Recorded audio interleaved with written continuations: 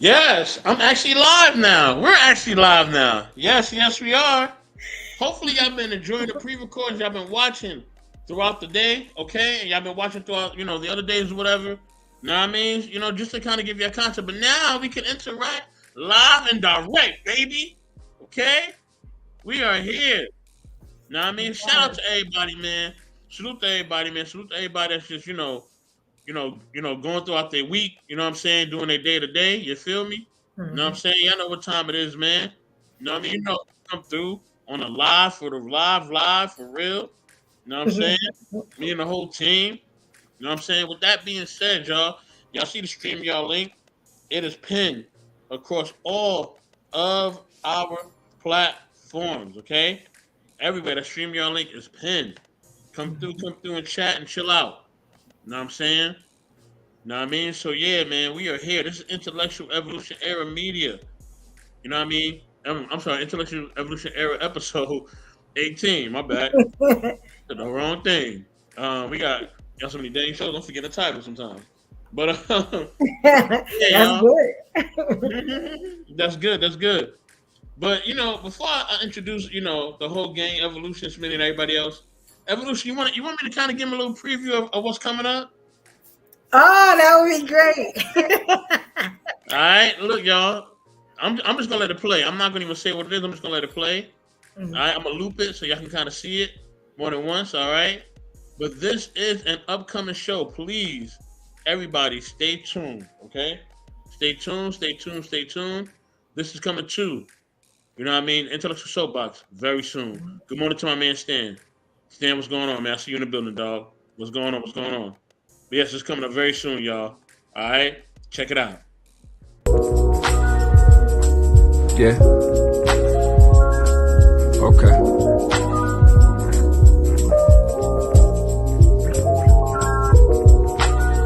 This is just for you. I wanna hear the truth. We all got the blues. Tell me if bad news. It's okay if you wanna get it off your chest today. We all got the blues. Yeah. Yeah. Okay.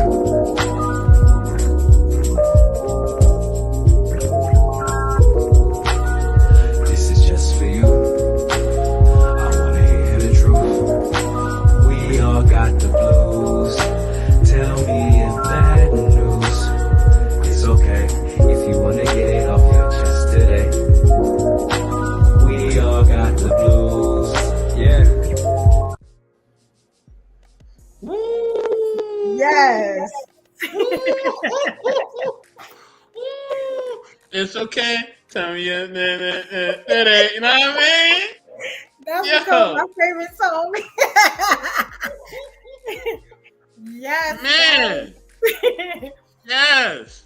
All right, I'm coming be doing very a soon. news The show. news. Yes. Evolution is gonna bring you the news coming very, very, very soon, y'all. All right, be ready, be prepared. It's coming. All right, Yes. salute too. You know what I mean? My sister just misdemeanor. What's going on, sis? Salute to her and the whole Origin of Thought community, man. Salute, salute, salute, salute. All right, thank you, Stan. Solution. You know what I mean? We appreciate you, man. What's going on? You know what I mean? We love it too, man. For real, for real. We love you too, bro. Salute to the homie M3 and thank you as well. You know what I mean? Mhm. M3, what's going on? Check out me and M3 pre-record after this episode, all right? You know Okay. what I mean? She gives a heart emoji. Thank you, sister. Appreciate it. Appreciate it. You know what I mean? But gang, what's going on, y'all? Matter of fact, before we even matter of fact, I'm gonna ask you how y'all doing, right? Then we're gonna get right into the video because I got it already primed and ready. I already got it primed and ready. M3 already in Okay. the building. Let's get it. You know what I mean? But I got it primed Hey, and ready. Kings. What's going on, y'all? What's good? All right, Evolution, take us Kings. away. What's up, girl? I'm excited. I'm doing good. I had a really good day. Very informative. I did some social media work. To try to see, check people's temperatures and see how everything is going. I'm excited about this topic. Hopefully, we find some solutions. And I'm just ready to work. I'm ready to get this new news show out, and it's gonna be news that you've never seen it before. Uh, only the way evolution can do it. So I'm excited for that. Hopefully y'all check in and y'all come talk to me and tell me why I'm wrong. Like, y'all used to do it. But I'm ready for all the smoke. Man, that's what's up. Smitty, what's going on? I felt wonderful. I had a pretty damn good day. All right. That's about it, bro. I feel great. I digress. My mic is muted. Yes, sir. M3, what's going on, dog? What up, Mr. Best? Smitty, respect, evolution, salutations. I'm doing good. I had a nice little dinner, so yeah, I'm really feeling it. Ooh, let's go, dog. Let's go. What you have for dinner, dog? What you have for dinner? You know I gotta ask, man. You know I like to eat. Y'all know that already. Hey, because you know, if bro gotta watch his diet, right? I'd have never guessed. You know, Smitty, Never guess what? Like your hate, okay? Gotta eat some good, like, shrimp rolls, so man, it was bomb. Dip it into some nice peanut sauce. Oh, peanut sauce. All right, you got fancy with it. Okay. Yeah. Fancy, huh? You know what I'm saying? Salute to the homie Uncle Fatty. Uncle Fatty, yes, y'all. What's going on? What's good, Uncle Fatty? Salute to everyone in chat. Yes. Look, man, let's get into this video, y'all. All right. YouTube fair use as always, okay? Man, this video it's gonna get a little spicy in here, okay? But this is what needs to be, these are things that need to be talked about, all right? Okay? We got the woman up here. She's gonna address the issue, okay? Our Caucasian sister in the struggle is gonna address the issue. All right. Let me mute the mic. All right. Fair use as always. All right. Know what I mean? And yeah, man, let's get it.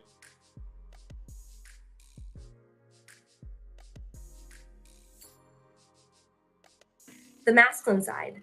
Here's the problem with women who identify in their masculine.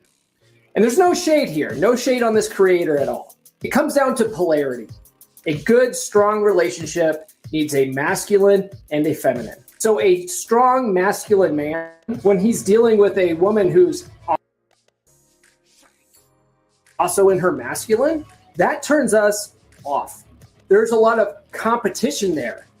Who's the most alpha? Who's the boss? I feel like a lot of women that identify this way want a really strong man that's more alpha than she is. The problem is that's a lot of effing work. And why would a strong masculine man want something like that when there's plenty of women that are in their feminine?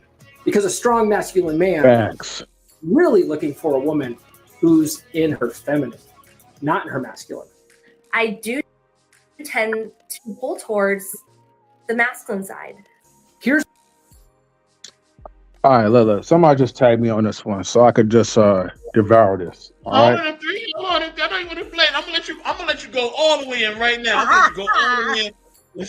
Well, she said no. Okay, wait, hold on. He said no? Wait, let me ask the question first. Hold on. I know it. Please, everybody, please hold on, please. Hold on. I gotta take my pills and all that, and my timer going off on that, and my mind for my pills. I gotta wake up my lady and all that. Look, hold on, y'all. Hold on.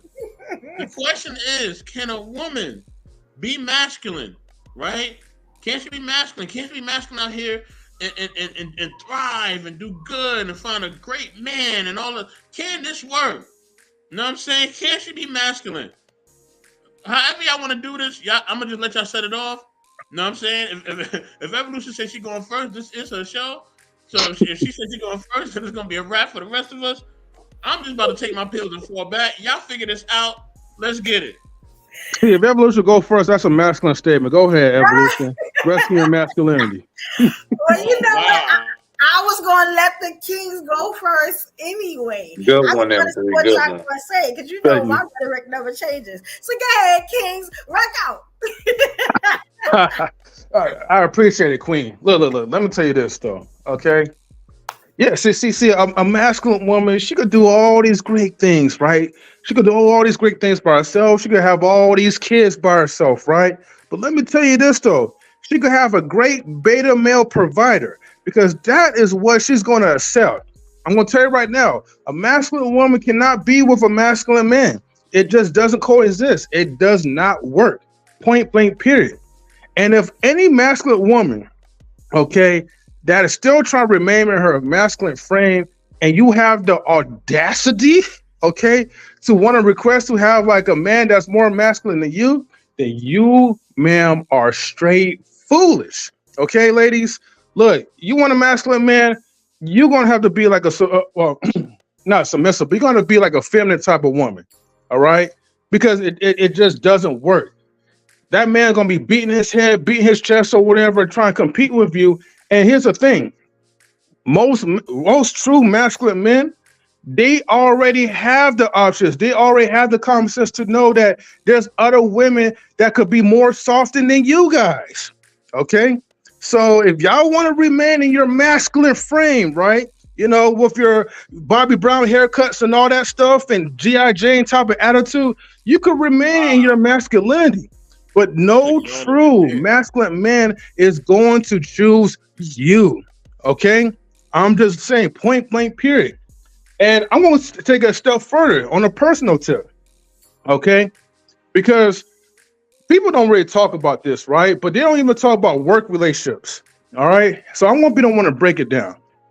If you're in a fixed location as a man and you already doing well successfully and you're in your masculine mindset where your goal is basically to pretty much provide order and peace around your atmosphere in a fixed location, you're always, as a man, right?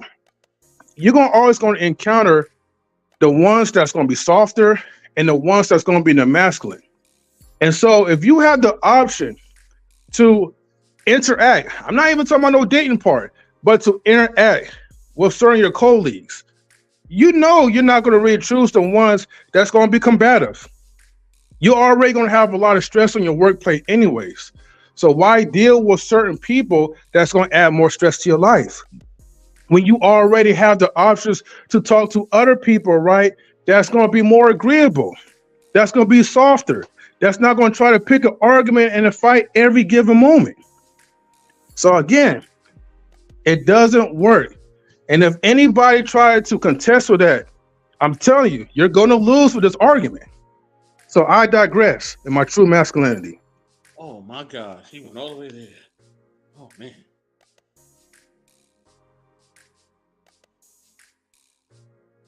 Brooke, go ahead.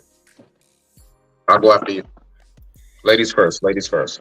Okay, so this is the first time ever, and I want to say shout out to the amazing Mr. Best Soapbox. Let me tell you something. That video was amazing because I never agree with the videos, but that one I kind of totally agree with most of it.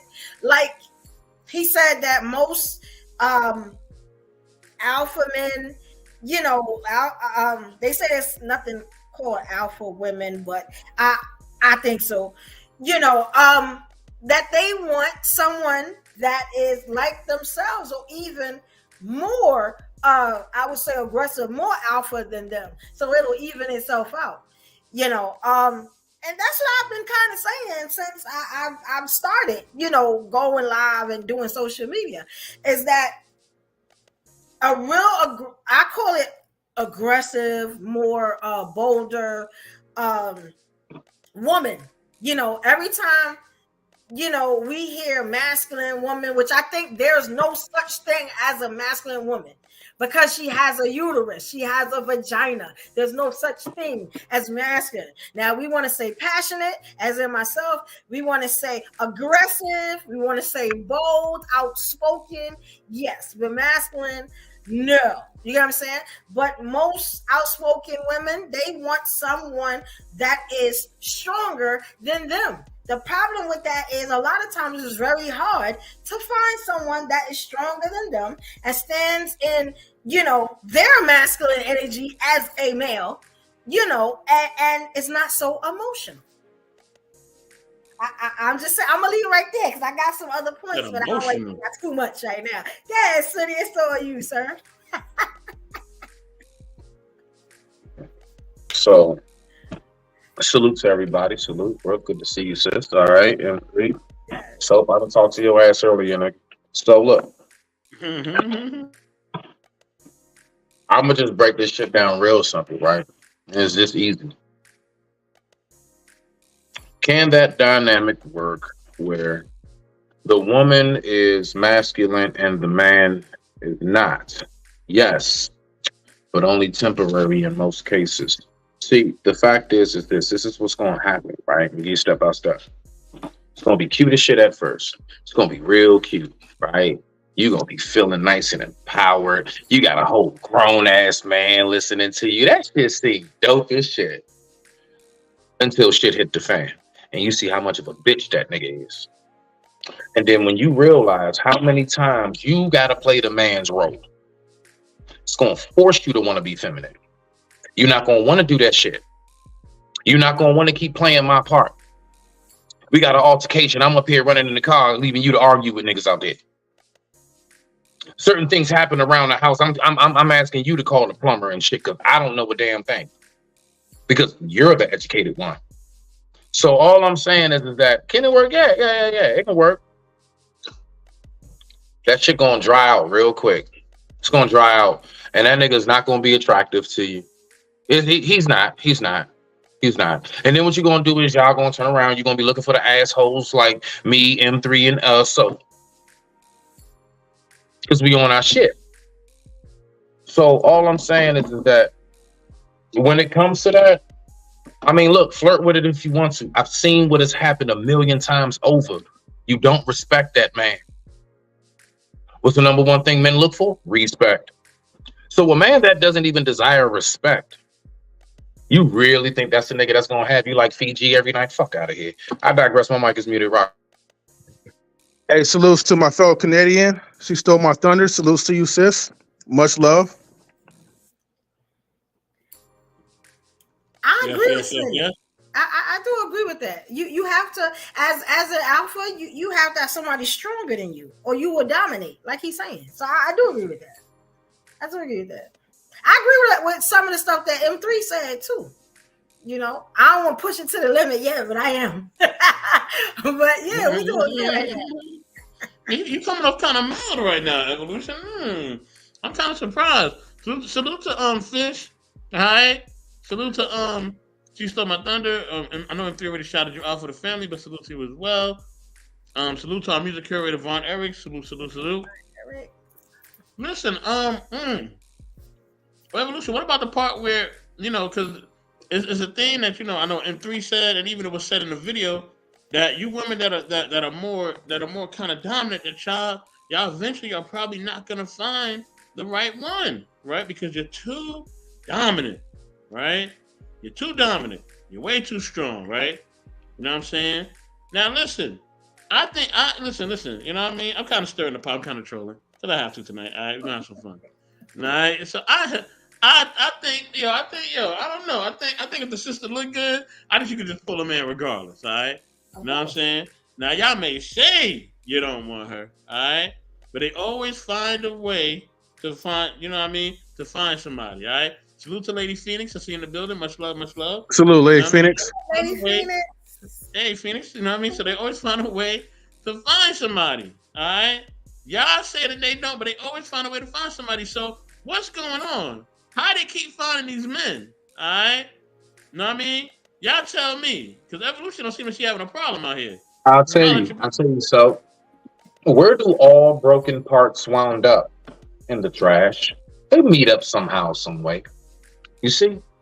So the thing is that when you are a person who knows yourself, you're put together up here for the most part. Nobody's perfect. We all got our shit with us. I don't care who you are, right? But when you're, for the most part, put together, I'm going to be honest with you. You're not even attracted. You don't even see that realm. You'll recognize it because sometimes it's just in your way. It's really loud, disturbing. But that's not your world. So what do you wound up being on the shelf next to? All the other new items.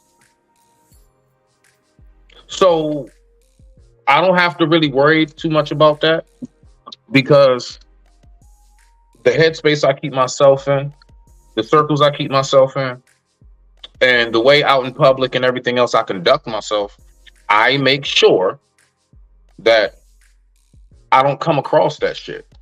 And if I do come across it, just like all other trash, it is discarded. And I said it just like that. And I digress. My mic is muted. Rock out.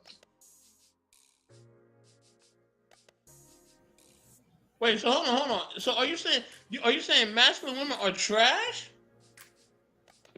No, I said specifically all broken parts find themselves together in the same place, sir.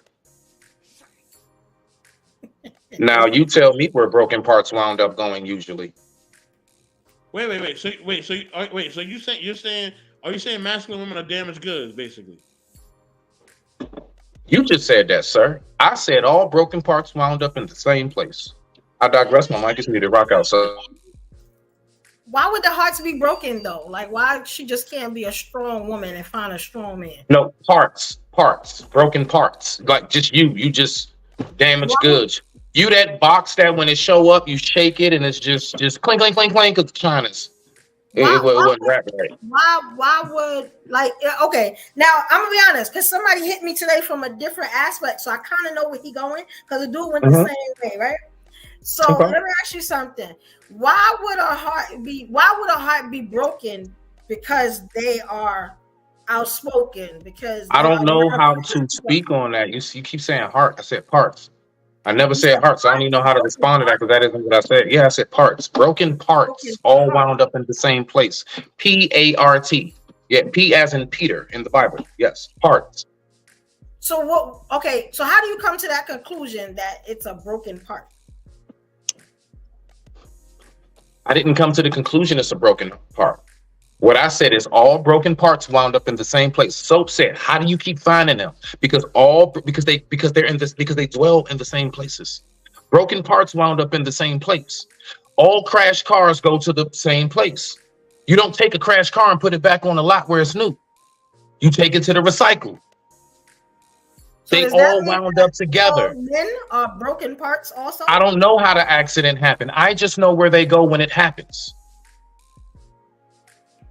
Y'all understand what he's saying? Because I'm a little confused. Because if we're saying, because we're not, are we calling women masculine? I'm not, right? So if I guess sometimes they say aggressive. If I'm an aggressive woman and men are naturally aggressive, well, there's an aggressive man, do that mean that like we're broken parts and we're just gonna find each other? Like I'm a little, like, y'all get what I'm saying? Like, because I ask questions if I don't understand. So no, hey, this your thing, girl. We here rocking with you. Let's get it. And I'm nice tonight. Y'all ain't gotta worry. I'm really in a good mood. But I want to understand, because this is not the only conversation I'm gonna have about this. You know, because this is my thing, right? If a lot about who you are to me has to do with how you were raised, right? I always make the comparison. I never saw my father cry. I always saw him stand on business, handle his business. I never knew there was a problem because he was a total man. You get what I'm saying? He didn't do no soft stuff. He wasn't emotional. You get what I'm saying? And that's the type of man that I look for, because that's the type of man that raised me.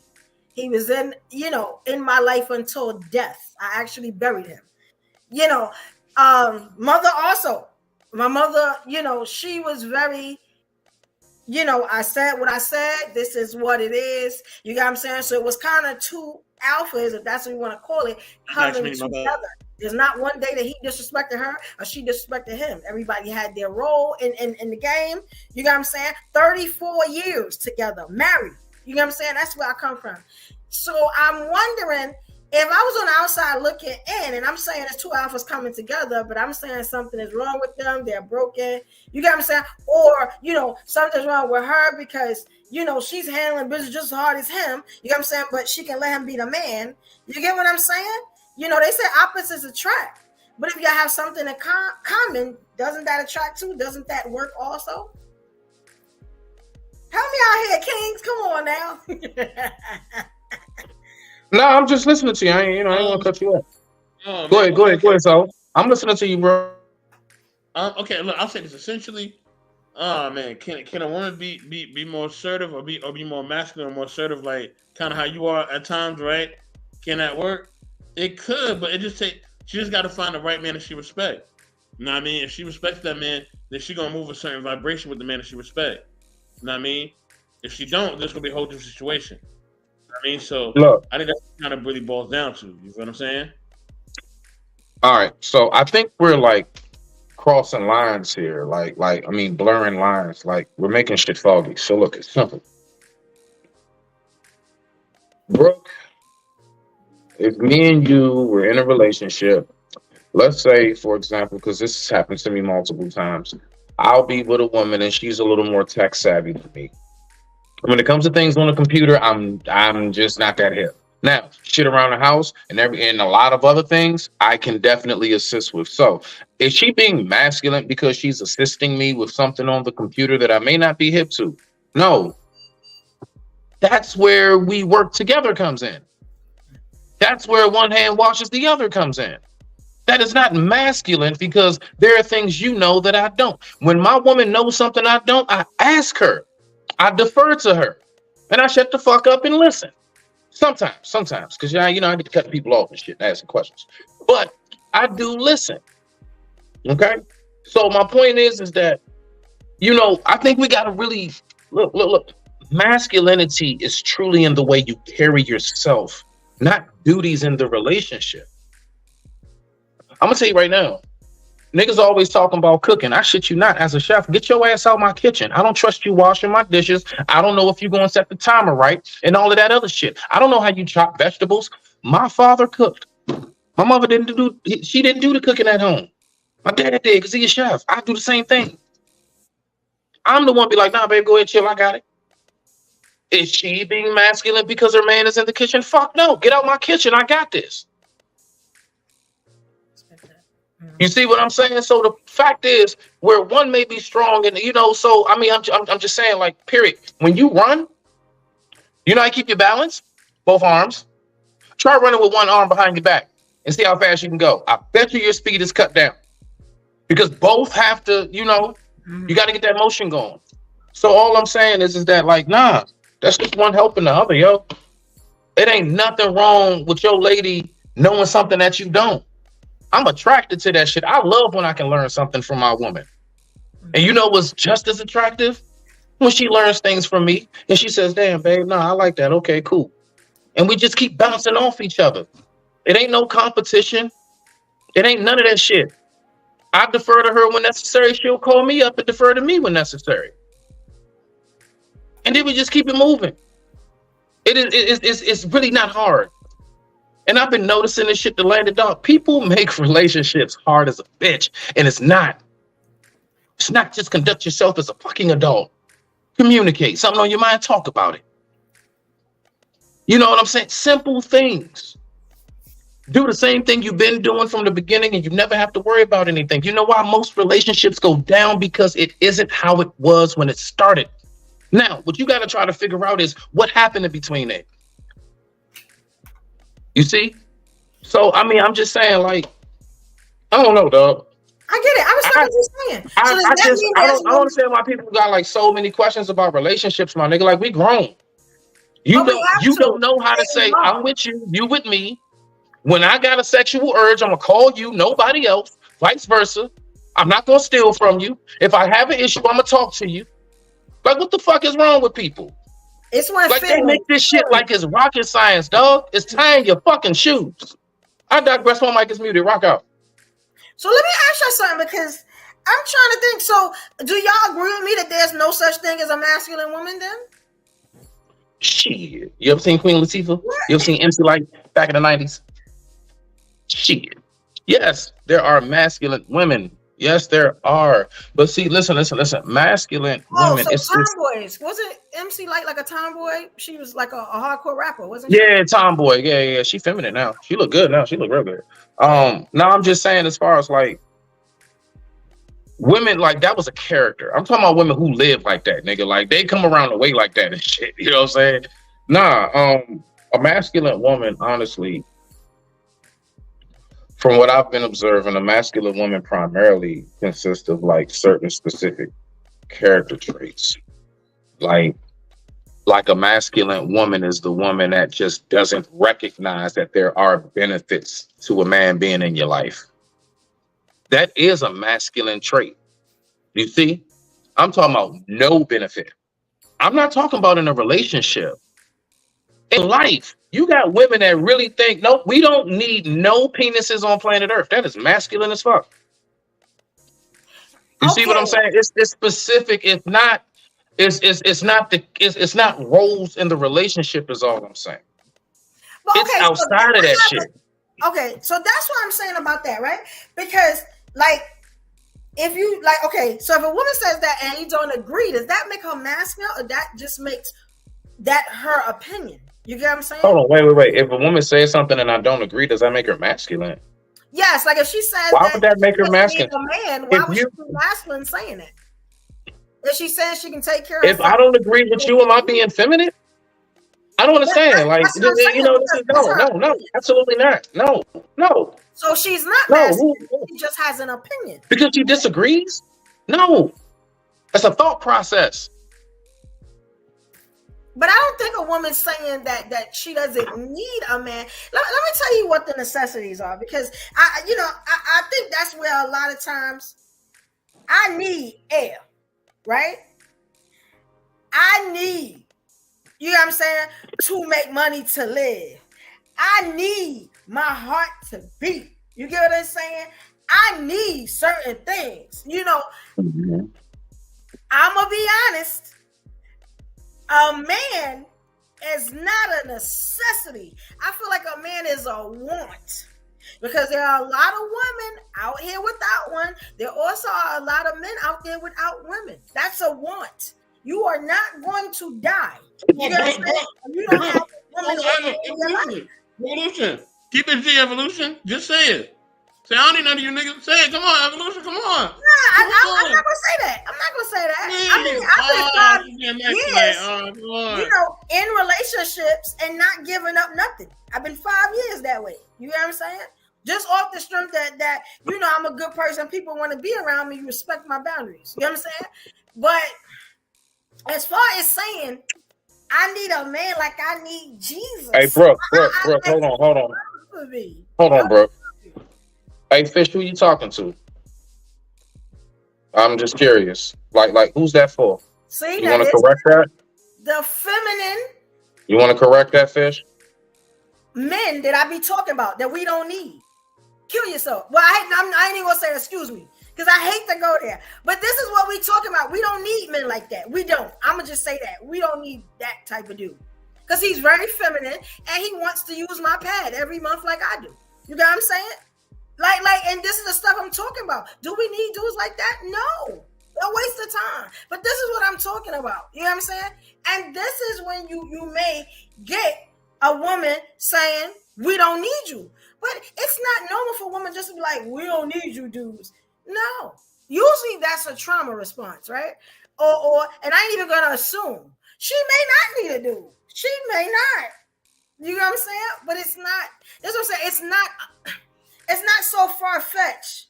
You know what I'm saying? That somebody saying, you know what?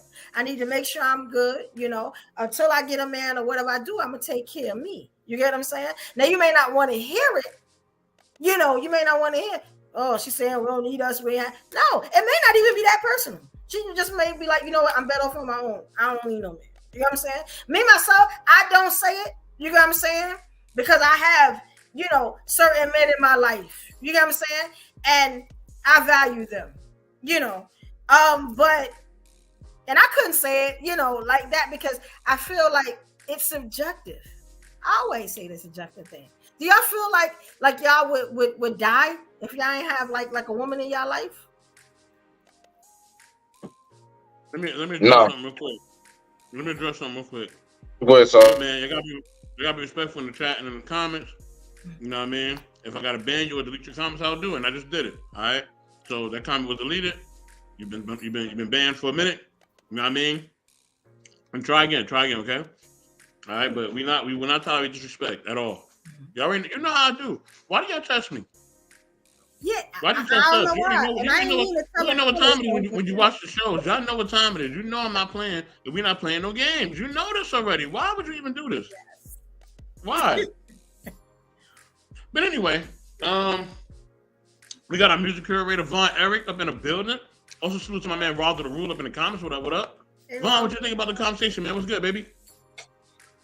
So far, it's all right. I'm trying to get more information because masculine woman, there's a lot of interpretation in that. You know, it depends on the individual, how he looks at a woman, or how a woman is, her actions and things like that. I guess most men say when a woman tries to be in charge of a relationship, will try to always, on a consistent basis, try to tell you what to do.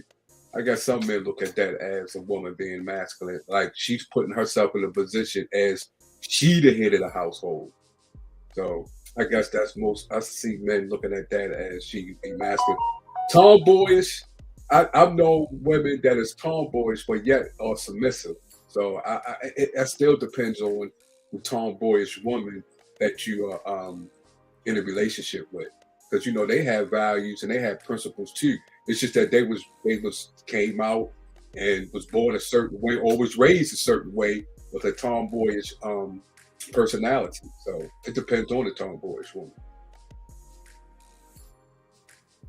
Yeah, that that helped me out a lot too. At least we gotta, I get it, and y'all all are helping me out with this. I see what you're saying. Control. I get it. I get it. I've never had anybody say, even explain it like that. But I get what you're saying about the control, wanting to, is that like a character flaw though? I'm really having an issue with the word masculine. It could be if you say character flaw, it could be that it could be that, or it could be how she was raised. She could have been raised with women that taught her that, or been raised around her family members that's what they did. So that's how I was at. Matter of fact, I went. It's where they used to live next door, and they was from down south. And these women was, the way they control. That's how I looked at it. The way they controlled the men, but the men was like they was calm and collective now. But when they got pissed, then it was hell in the city. But the way they was, it was like not all of them, but most of the women was like that. I'm like, oh my goodness. They was loud, they was like, do this, get that. But that's how the culture was where they from. You know what I'm saying? They very strong, very alternative, very, we may say masculine, because they was headstrong in their personality, the way they talk. You be like, oh my God, is this woman trying to control me? But it may not be. It's just that's how the women, the environment they was raised in, and that's how they are. Right. Yeah. As men, we should be able to determine if this woman is this or whatever we name it or label her, can I be with her in that way? If I can, then why step to her in an intimate way? You know what I'm saying? So. Nah, I definitely do respect that. And the environment too, because like, and I didn't even think about this. Where I'm from, the women are very outspoken. They're very about their business, about their money, and a lot of times it doesn't look normal to people that's not from, like where I'm from, New York. You know what I'm saying? Yeah. To us, it's normal. Mm-hmm. And like I said, I would probably look for like a stronger man because I'm so strong. I would need somebody to be stronger than me to kind of balance out, what I do. Like my motto is, if I don't do it, it don't get done. Stronger than you in what way? As far as his mindset, his feelings. When I say his feelings, not being so emotional, because I talk strong. You get what I'm saying? So I might say something, and it may offend you. I don't mean to do that. Look how many men I offend up here. You can say I don't mean to do it. It's just my opinion. So I don't need a man that's easily triggered. I need one that understands. You get what I'm saying? The woman that he has. I need a man that has his own business, is not looking into mine. It's certain things. That's why I always say I look for a man that's more like established or that has his own thing, so he don't never have to look into my room. And that's where them lines gonna get crossed. So I'm gonna be honest, I date military men. I've always done that. You say you in the service, you know what I'm saying? Salute to you, player. And I probably also tell you this. I don't really look for looks in men. It's nice. That's cute. I kind of look for, do people fear you? You get what I'm saying? And and when I say that, it don't have to be fear or I'm scared running. Do they respect you in your community? You get what I'm saying? And then I look for security. I'm pretty secure myself, but somebody that can make sure I'm secure where I can let my guard down like that. You get what I'm saying? And women want different things. I guess if I didn't already have my own thing going on, I may be one of the men that's looking in his pockets. I need a man to understand that I'm my own boss over here. You know what I'm saying? And either we can work together to become the Jay-Z's and Beyonce's of the world, or we just going to crash and burn. Any sign of weakness turns me off all the way. And now I got to build myself back up to getting that respect for you. But I know that's just me. It can be subjective to other women,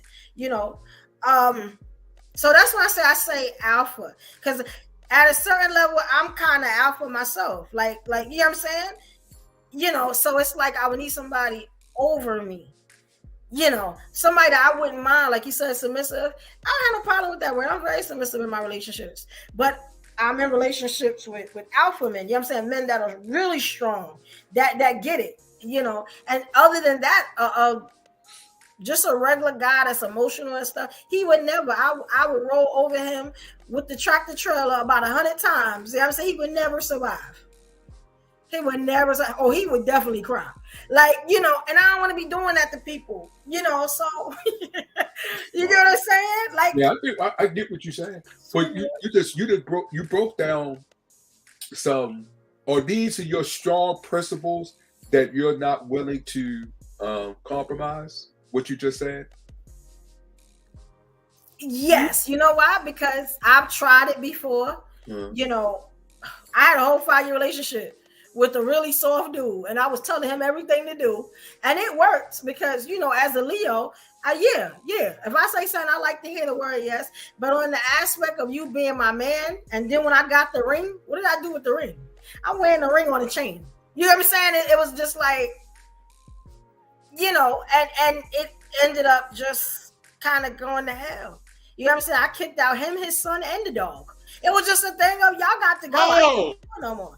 I'm just saying. I kept the ring though. Right. I was just saying.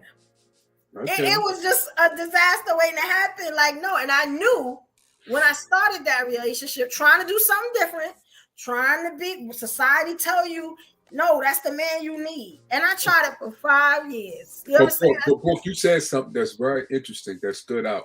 You just said that they are your strong principles now because you compromised them at first, but now you're saying that they strong.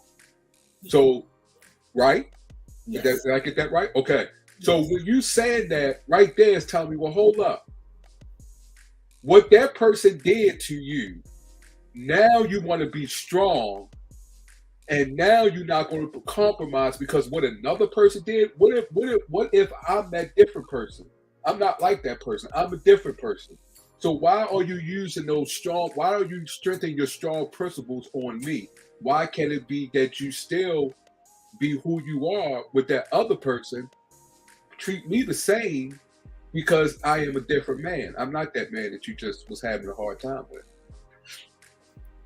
I would. If you were like a stronger man, and what I needed, because that's just what I need, then yeah, it would be no problem. I'm gonna be honest, that relationship, my mother had just died. Okay. So I was very vulnerable. You know what I'm saying? So I walked up into that one. Crazy how I walked up, and I kept it for a long time. You know what I'm saying? But it was just like, it was a waste of 5 years. I hate to say it, and I knew better. But I was on an emotional roller coaster, and that's one thing I said I will never do again. And I try to tell women sometimes that compromise thing, you know, that they tell you to do, or you got to compromise. And I always say you're not going to always find the perfect, you know, man or woman, but be careful how you compromise. Don't compromise to the point where you're losing time you can't get back, and you're unhappy. You're just making it work because you don't want to say, I don't have a man, or I don't have a woman in my life. You know, sometimes you're better off not having nobody in your life and just getting the stuff you need to be done, you know, done until you figure out that you're ready. You get what I'm saying? Yeah, I got you. You know, Yeah, I got you. like I have strong boundaries. You know, I was arguing today, you know, in a room full of people about how if you cry, player, you have to go. And I meant that. You know what I'm saying? And Oh, it start off rocky. They called me everything, but you know, it wasn't too disrespectful, but devil and contemptuous woman and all this stuff. And I was just like, I'm gonna be honest, I'm not gonna change my mind on this. It ain't gonna work like that. And then when I actually told them why and how I was raised and what I was used to and the type of standard of man, you got what I'm saying? It was like, okay, we get it. You know, my question was, why do we villainize everything that's not our opinion, our perspective? And that started to change the room. That's why I'm gonna be honest, I don't believe a woman can be masculine. I don't believe that. You know, I really don't. I feel like you have vagina, you cannot be masculine. The same thing for a man. You have and you're not feminine. Now you have moments, but I call it emotional. I call men emotional. I don't call them bees. You know what I'm saying? I think I called one dude over here that I thought he was gay. So yeah. But I didn't know more. That's disrespectful. That is disrespectful. oh my God. And I called them gay first. Come on, yo, chill. I'm just saying, I kept it real. Chill. Chill. I ain't trying to get that strike. Chill, yo. Oh, I'm sorry. Bro, Yes. you said there is nothing a woman can do to be masculine. Cool. Bro, if I just bust out of nowhere and start crying like a big bitch because I lost my job, and I'm like, Brooke, hold me, please. Oh my God, the world is over. Am I still masculine to you? No, but you're not feminine. Hold on, wait a minute. Hold on, wait. We're doing this in steps. You said there was nothing a woman can do to ever be masculine. But you can concur that there are things men can do to be feminine. No, I call it emotional. You can't be feminine and have a penis. It don't work like that. It don't work like that. I ain't gonna lie, I disagree with that. I done seen some hoe ass niggas, but you go ahead though. I think Brooke, what you're doing is, I think we mixing things up because you're identifying someone just because someone that identifies as far as their genitals or woman's vagina that they can't be. We speaking on spiritual here. We speaking on a personality. So if just like you said, you call a man gay because he was acting a certain way. That's basically saying a man effeminate. Because a person that's acting through his emotions, just like you have men or women that act like a man, and you have men, personality-wise, spiritual-wise, that act feminine like a woman, turning their head, throwing their hands up in the air, stuff like that, just like a woman. I mean, look, sound. Don't want to get their hands dirty. Just all like, that shit. Right. That's a person. I ain't getting my hands dirty. That's a person. That it's a difference. That's a difference. It's okay. So rest in your femininity. Just rest in your femininity. Like metrosexual?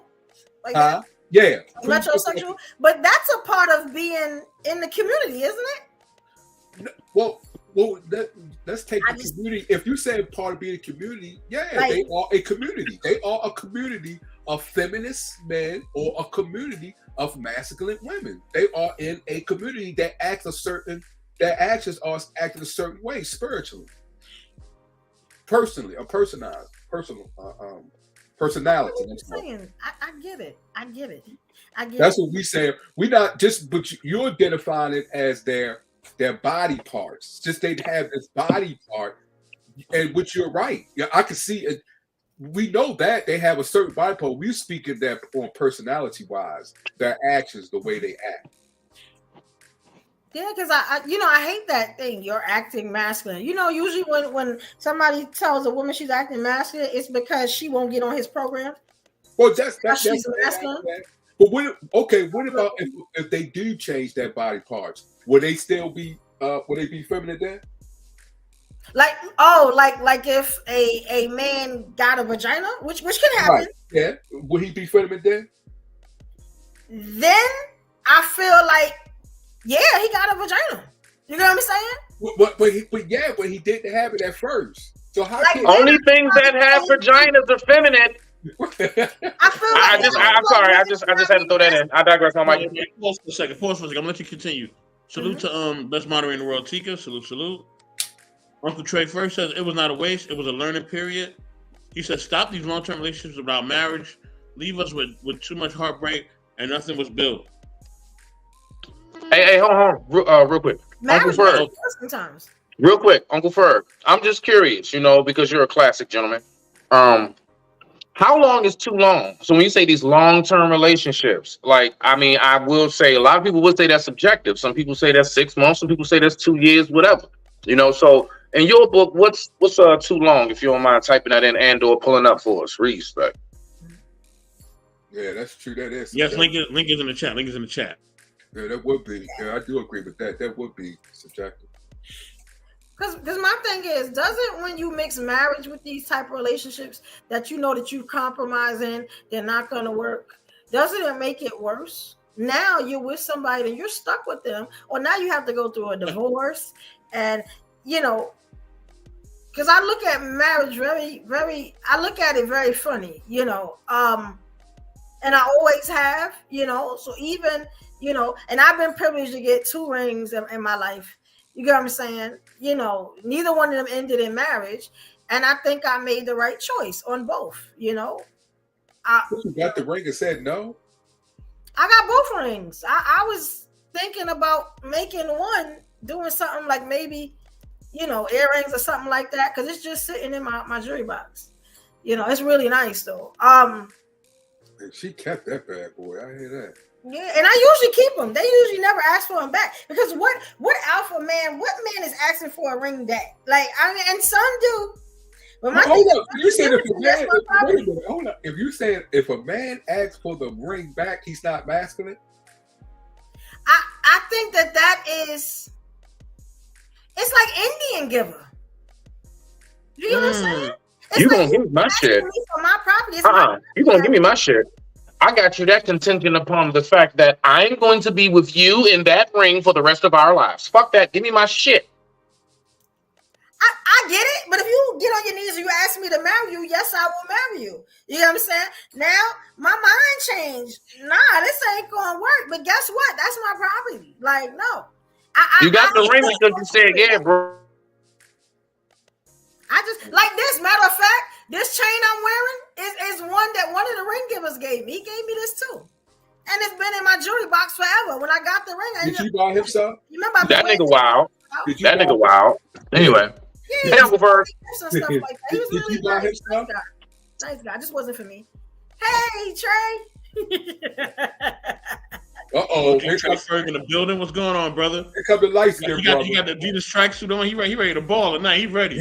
He came ready for you, Evolution. He ready. Here come the light skin. Here come the light skin, brother. Man, look. I enjoy all year with Trey.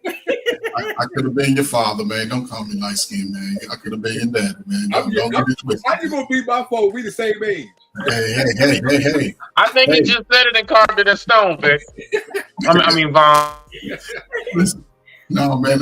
Listen, man. Y'all have some topics, man. And I've heard Miss Evolution up here with a big 9 inches sticking out and telling everybody to gobble it. It just amazes me. Listen, where's that brother at? So I can tell him go take you to court to get that ring back. Because that was contingent upon you marrying him. That was contingent upon you marrying. You did not fulfill your duty, so give it back. Give it back. You floss. Should you keep the check if you didn't clock in hours, Brooke? Should you keep that extra money? You only work 3 days, but you got a check for like 2 weeks. Or is that stealing? Is that stealing now? You can keep it if you want. I'm just asking. Is that stealing? Wait, I missed the first part. I'm sorry. You heard every damn thing I just said, woman. No. If you go to work for 3 days out of the week, chocolate. but you in a system and you get paid for 7, are you stealing? No, they gave that to me. That's their mistake. Let me look. Okay. I didn't give myself the money. You get what I'm saying? Now that I have it, it's mine. Now I could work it off later if that's what you want me to do, and that's compromise. But that no, like y'all should be better on your business. I've been a business. Bruh.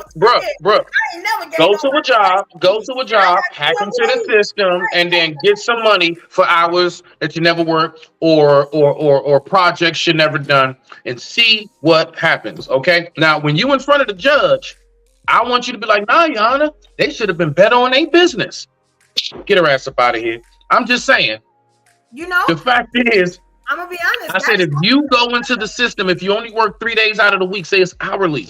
You work at a regular retail place or something, and you like one of the managers, and you know, because this shit has happened. You go ahead and tap into that system. You just clock yourself in.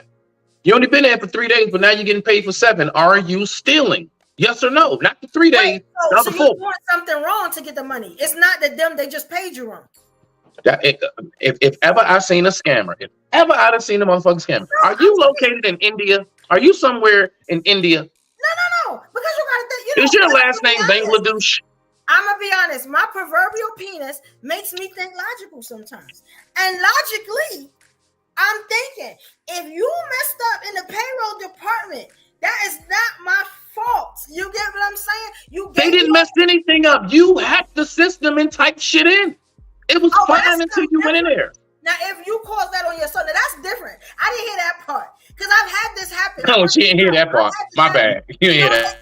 They took $100 out of my check until they got their money back. They never asked for it back. Well, they tried to. I told them that money's gone. You know what I'm saying? Whatever you paid me in that check went to my bills. So they had to take it before I got it. But that was their fault. They couldn't fire me or nothing because I had nothing to do with it. They paid me at the wrong rate for 3 years. You get what I'm saying? If a maze was a person.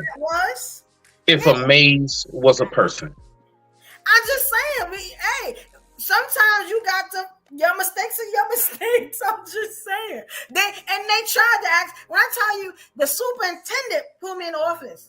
And my thing was, well, I'm going to be honest, that was y'all fault. Whatever y'all gave me in my check went straight to bills. Do you want to see the bills? I don't have it. You know what I'm saying? And they said, okay, so we're going to take it. We got to have the money back because we have, account this, and that. I said, okay, well, how are we going to do it? And they took $100 out of every check I got until they got their money back, And I never felt it because it came out before I even got to it. But you get what I'm saying? They couldn't say, oh, we're going to fire you. Oh, no, then see my lawyer because that was your fault. You get what I'm saying? That's very logical what I'm talking about. My proverbial penis works. You know what I'm saying? And I get it. Like the emotional stuff. Hey, Brooke, let me ask you a question. Wait. Let me ask you a question.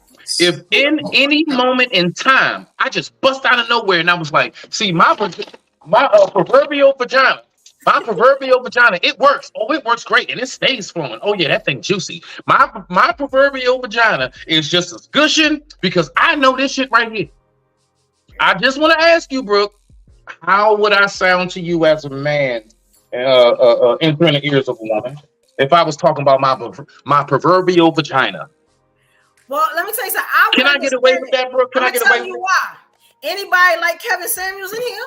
We got any Kevin Samuels? Because you remember, Kevin Samuels would tell you, put your penis away. And that same thing that Trey just said to me. So he understands what I'm talking about too. So I'm telling you, proverbially, you know what I'm saying? Okay.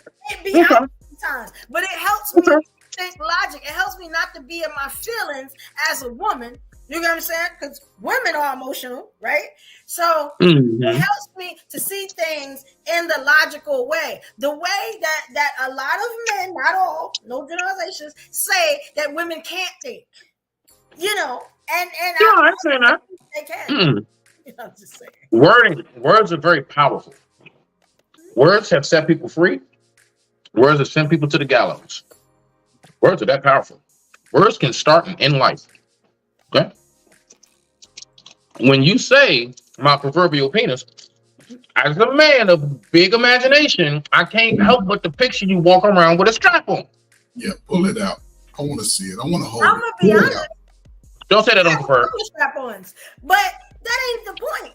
The point is that when I say proverbial, I'm saying as a podcaster, I can't always be emotional and you know what I'm saying. Sometimes I gotta stand on business and tell y'all how I'm feeling, how I'm thinking, and come. You can do that.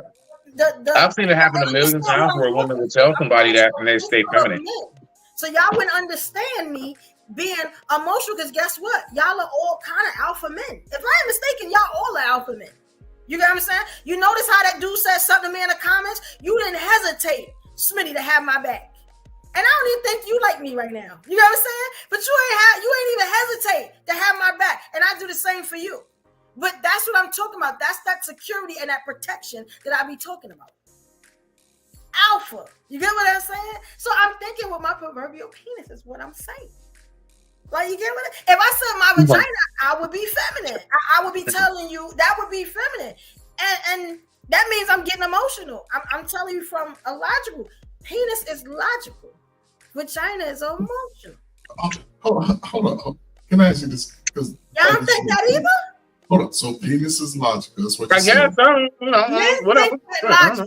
Real men, I say real men think logical. I know this for a fact. Okay.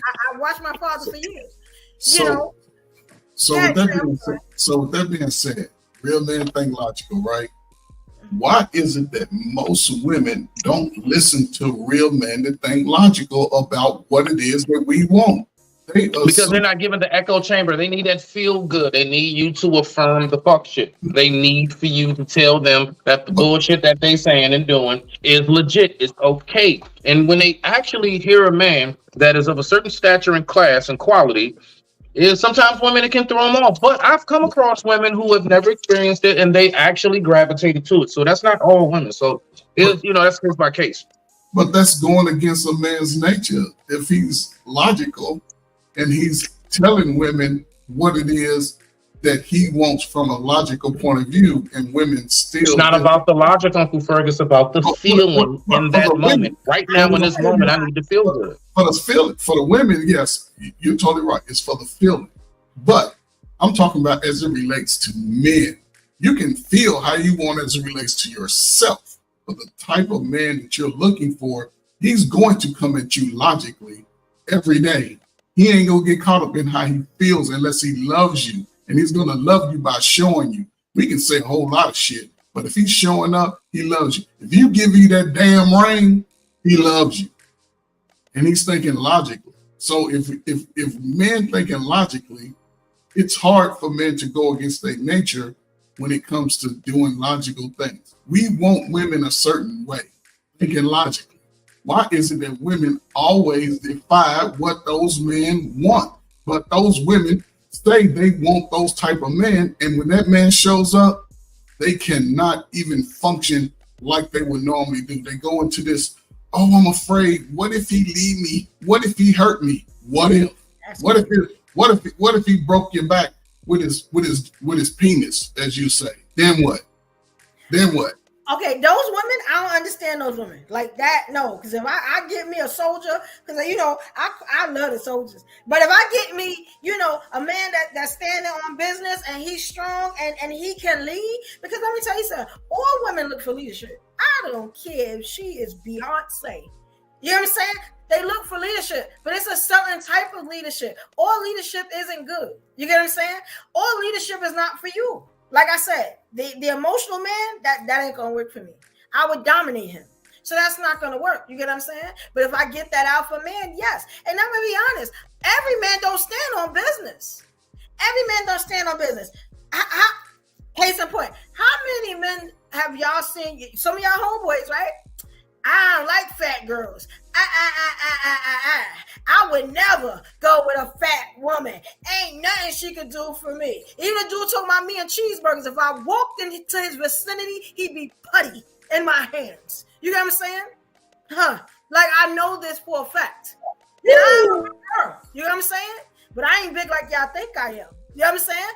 But I'm a big girl, you know. But this is the stuff I be talking about. So they don't always stand on business. You get what I'm saying? So it's hard for a man to say, this is what I do. And a lot of women know, all you need to do is meet me. This stuff is going to change. It ain't. I hear what he's saying, but that's not what it is. Like, because you know, we've been in it. I know. I've broken a lot of dudes like that. So I know, you know what I'm saying? Not saying I'm broken, but y'all know what I'm saying. Like, you know, I've caught a lot of dudes out there like, oh, you would never? Oh, really? You know, a lot of dudes that I ain't even want to get to that point, but a lot of stuff in the bedroom, a lot of dudes say they wouldn't do. You know what I'm saying? And they do. So this is what I'm just saying. So sometimes when women hear, it's like, he just ain't met me yet. So I can get that part. Y'all haven't heard that before. Y'all seen that before, right? Yeah, it's not that special. That listen, I don't care. Listen, we trick y'all just so we can get in y'all game. It's not that special. There's no one that outranks the other. It's all the same. Some are loose, some are tight, some are just right. It's nothing special about it. Especially a guy who knows he can get it whenever he wants it. We will wait. I will wait 6 months, 8 months, a year. But guess what? You giving me the chance, and also I'm speaking from experience. That's why my name is the player coach, and from a teaching point. When you tell a man to wait, guess what? You give him a chance to get his courage up. So all that time he's thinking, when I get to that spot, he ain't coming in, hey, baby, you know, I want to rub you down. No, he going to rip your drawers off of you, snatch your wig off of you, and run your head into the refrigerator or wherever you are at that moment. That's what he's in there to do. Now, will that guy be willing to stick around after that? He might get you 6 more times. He's looking at like, okay, I got it once, I'm going to go and knock it off 10 more times.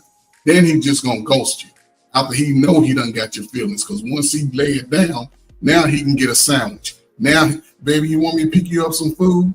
But if he come in half-stepping, he ain't going to get to his car. Girl, let me tell you what this little weak fucking ass dude did. He ain't do shit. I done stayed up half the night doing bullshit. Now he can't come back. But that guy might really want you. See what I'm saying? Because he's so, and this is guys, he's been so built up and trying to get with you. He's excited. He's like, oh man, I got it. But then when he gets to the point, you speaking of a man that is a logical man or a man that's emotional? Even in his logic, he believed that that's what he can do. But yeah, when some men are not logical. Some men, like you just said, just like you said, as far as not getting none. And some men are so caught up in their emotions, when she say she ain't giving none, they get pissed. Right, but those men those men are not leaders. Those men are not alpha males. Right, and they got men that doesn't understand when to use that logic and when, you know, how to use that logic.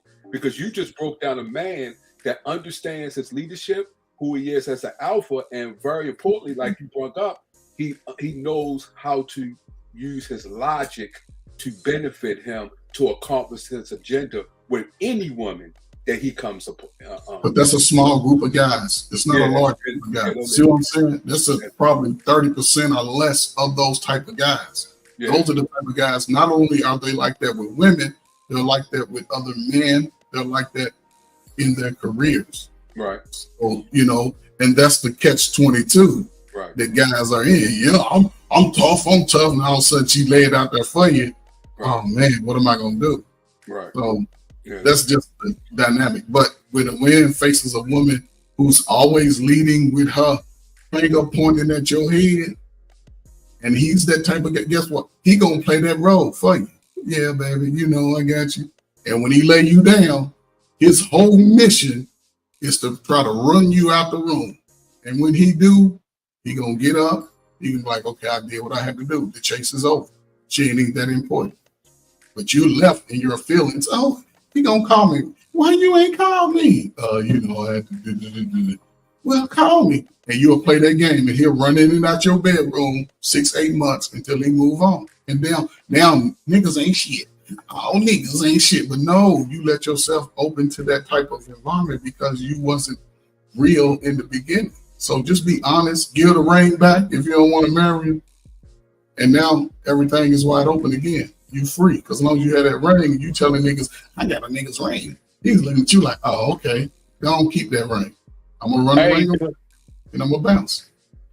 Real quick though, too, bro. Also, believe it or not, that also can run men off because it's like say I'm the guy, I'm getting ready to talk to you, and then I figure out what that's all about. That's not like your dad's wedding ring or some shit. Like that's from another dude. In my head, I'm gonna be like, she can let that nigga go. I'm not gonna be thinking like you probably thinking about it like, nah, it's a diamond. Nah, this don't worth money. I'm not looking at none of that because none of that shit. I'm not thinking about that. In my head, I'm thinking, why is this nigga around your neck? That's true. That's right. You might as well tattoo him on your face. I digress. My mic is me to rock out. You definitely right about that. That has happened. Where, because I used to wear the ring. You know what I'm saying? I used to wear the ring when he would come to my job to pick me up. And then I would take it off. Or he would take me to lunch sometimes. Then I would take it off after lunch. One day I forgot and left it on. And the dude that I did like that was at the job. You know, a little work husband or whatever. He actually saw it and said something about it. You know, but we was, well, in my mind, we was pretty much over. You know, but we were still living together. So, no, I get it. And I could see the hurt on his face. So I understand. I definitely understand that. You know, to me, it's just Jerry. Like, you know, that's how it ended up on the other chain that he bought me. I just put it on the chains. And it was it was like a 2-part ring. And so, yeah. But I don't know, you know, I'm funny. You know, hey, Miss Chocolate Earth, I'm sorry. I'm being a bad host. How you doing, Queen? Let me let you go. I'm sorry. You here? She here? She may have stepped away. I don't know. To me, it's just Jerry. Hi, go. Queen. How you feel about this topic? To me, baby? Hey, yes, I want to welcome you. How you doing, Queen? Welcome. Love. Jump in. I want to hear what was your wait a minute, real quick? I will. Hey, I hope everybody having a good evening. What were you asking me? You was asking me something about like giving back a ring, or is that what I got from that piece?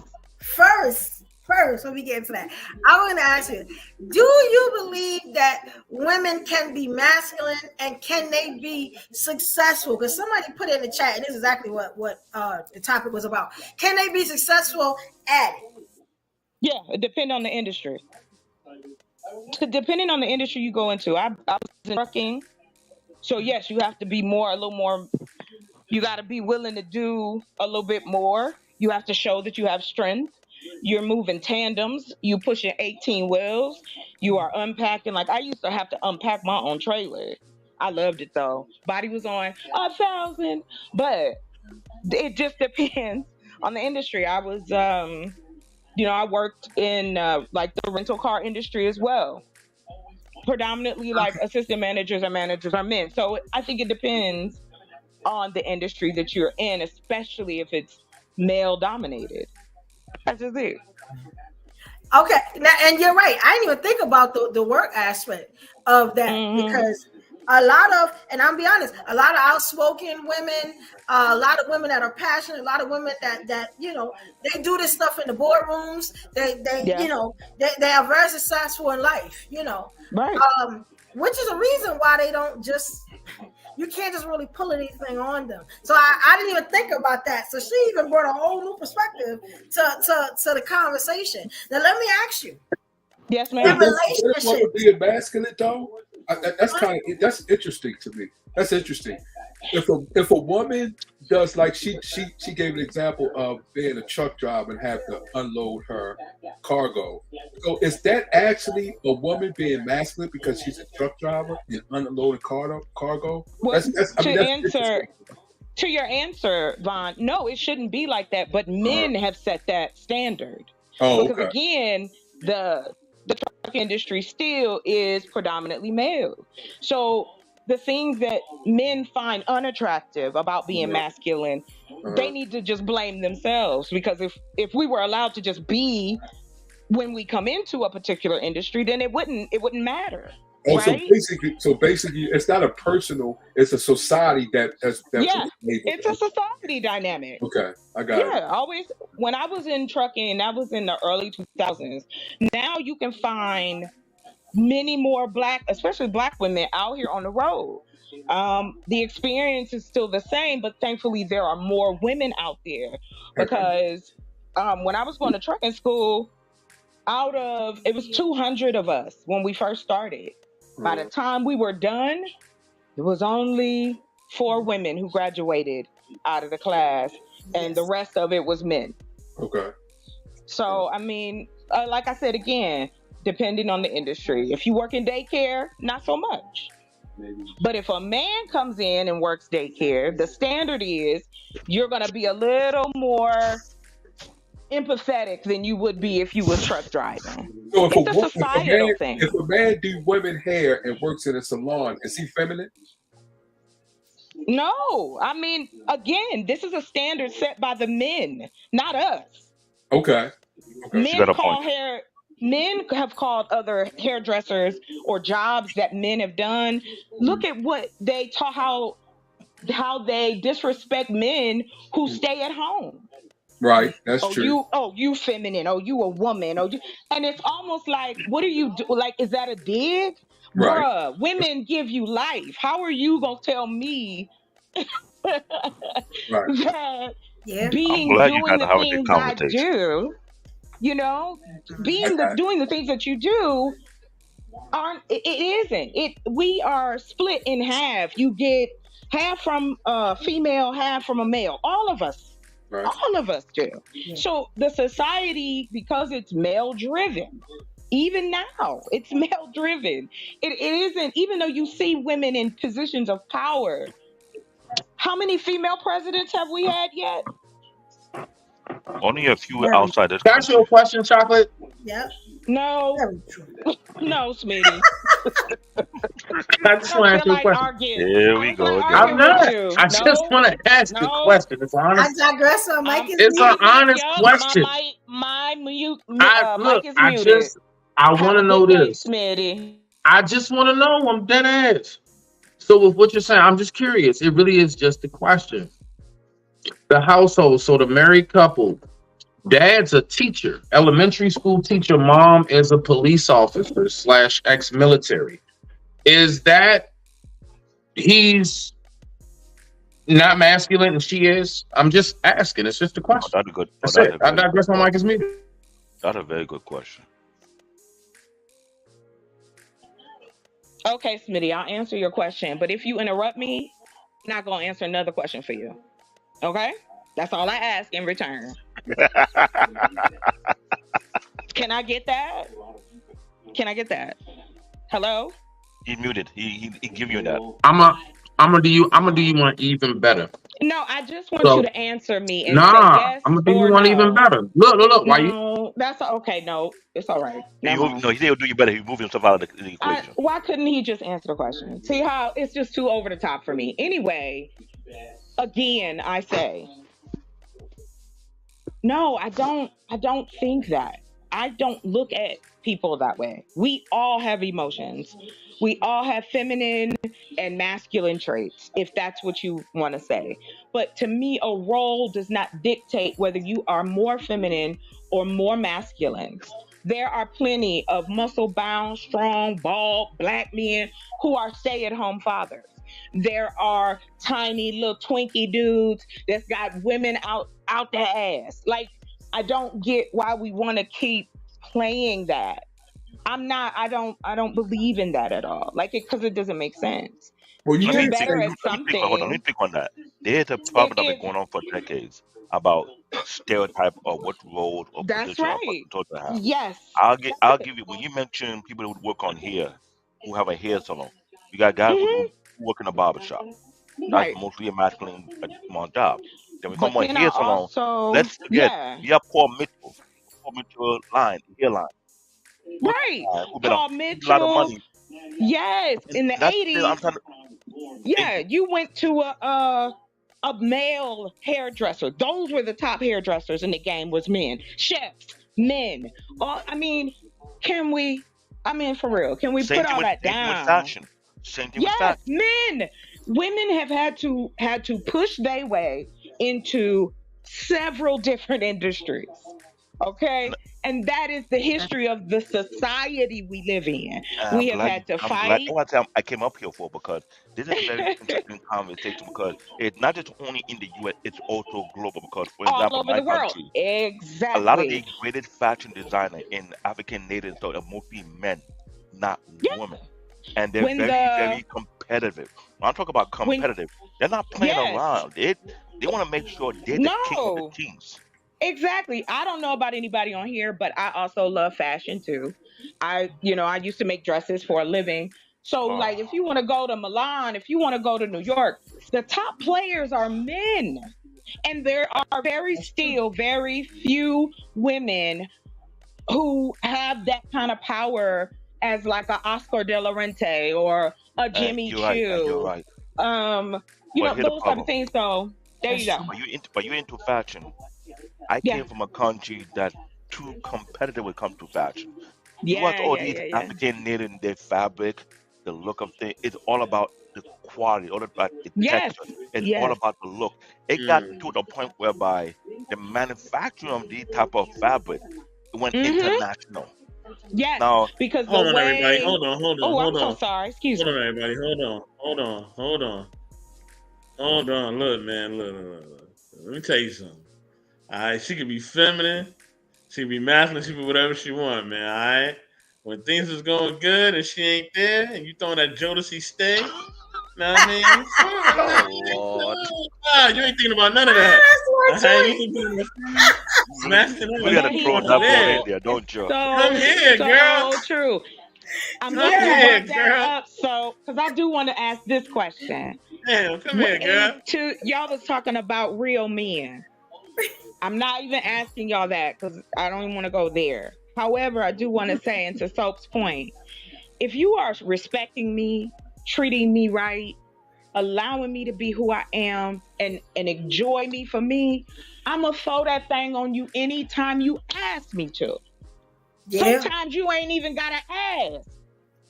I Yes. don't mind putting on Now, some that is lingerie, a waiting very for good. you to come through the door. I'll cook Yeah. your food. I don't have a problem with that.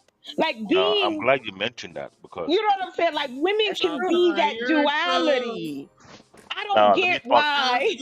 Let me entertaining respond to to that. Listen, Let me respond to I'm that, just as, Taco. No, Taco. Let and me respond yes, to you that. got it. I'm You got glad it. you're You saying got that. it. I'm glad you're saying that. But here's the problem: there's a lot of good men who are over killing themselves, overworking themselves, trying to do what's right for their family and for their wife. But when they come home, they get no love. There's some dude out here working 2 jobs, 3 jobs. They I'm get with no you. sleep.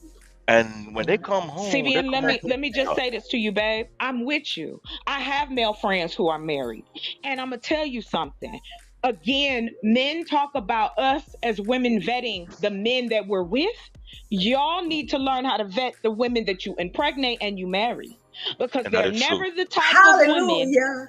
And that you I'm want. glad you said that. That's true. But that's what I If mentioned before. you but yeah, but hold on real quick. Here in America, men have a tendency to just the way y'all simplify what a man wants, what a man wants to do. He has feelings.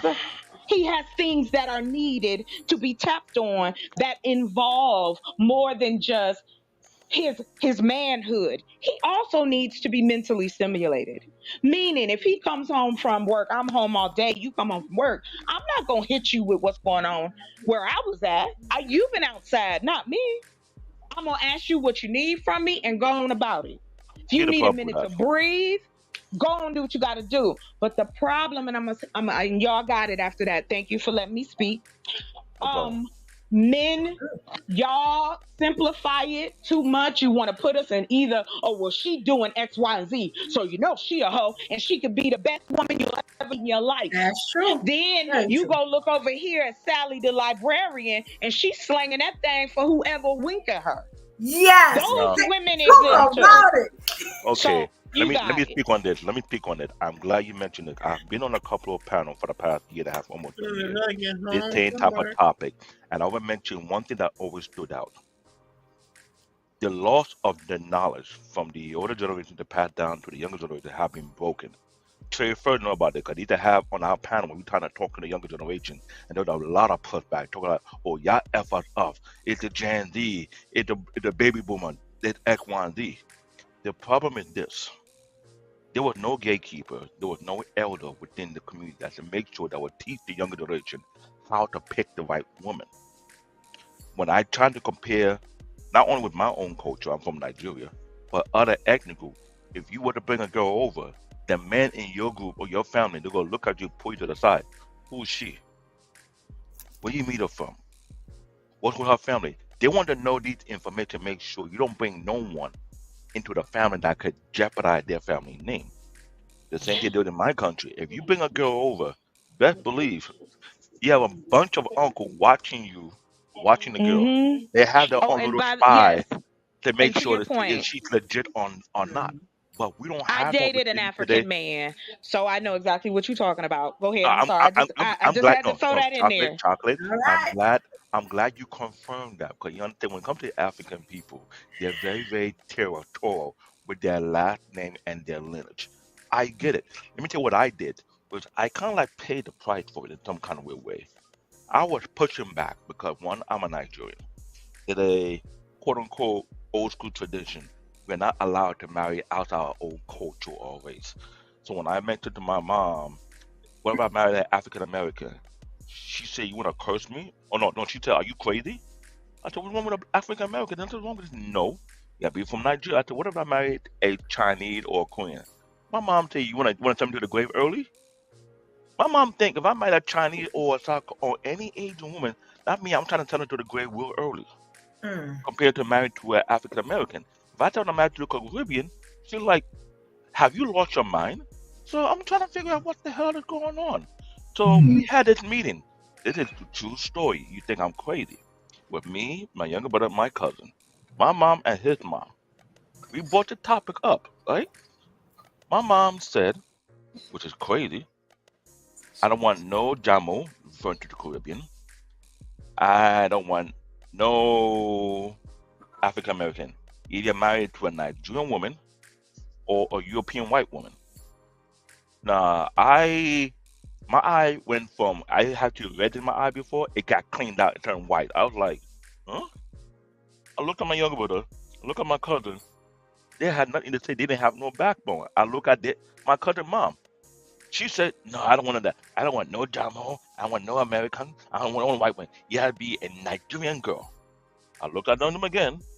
They had no backbone. I said, what if I married a Mexican? They kept quiet, look at me like I lost my mind. I was testing the water and see what my parents and my relatives would say. Then they look at me like I'm crazy, like if I decided to date outside.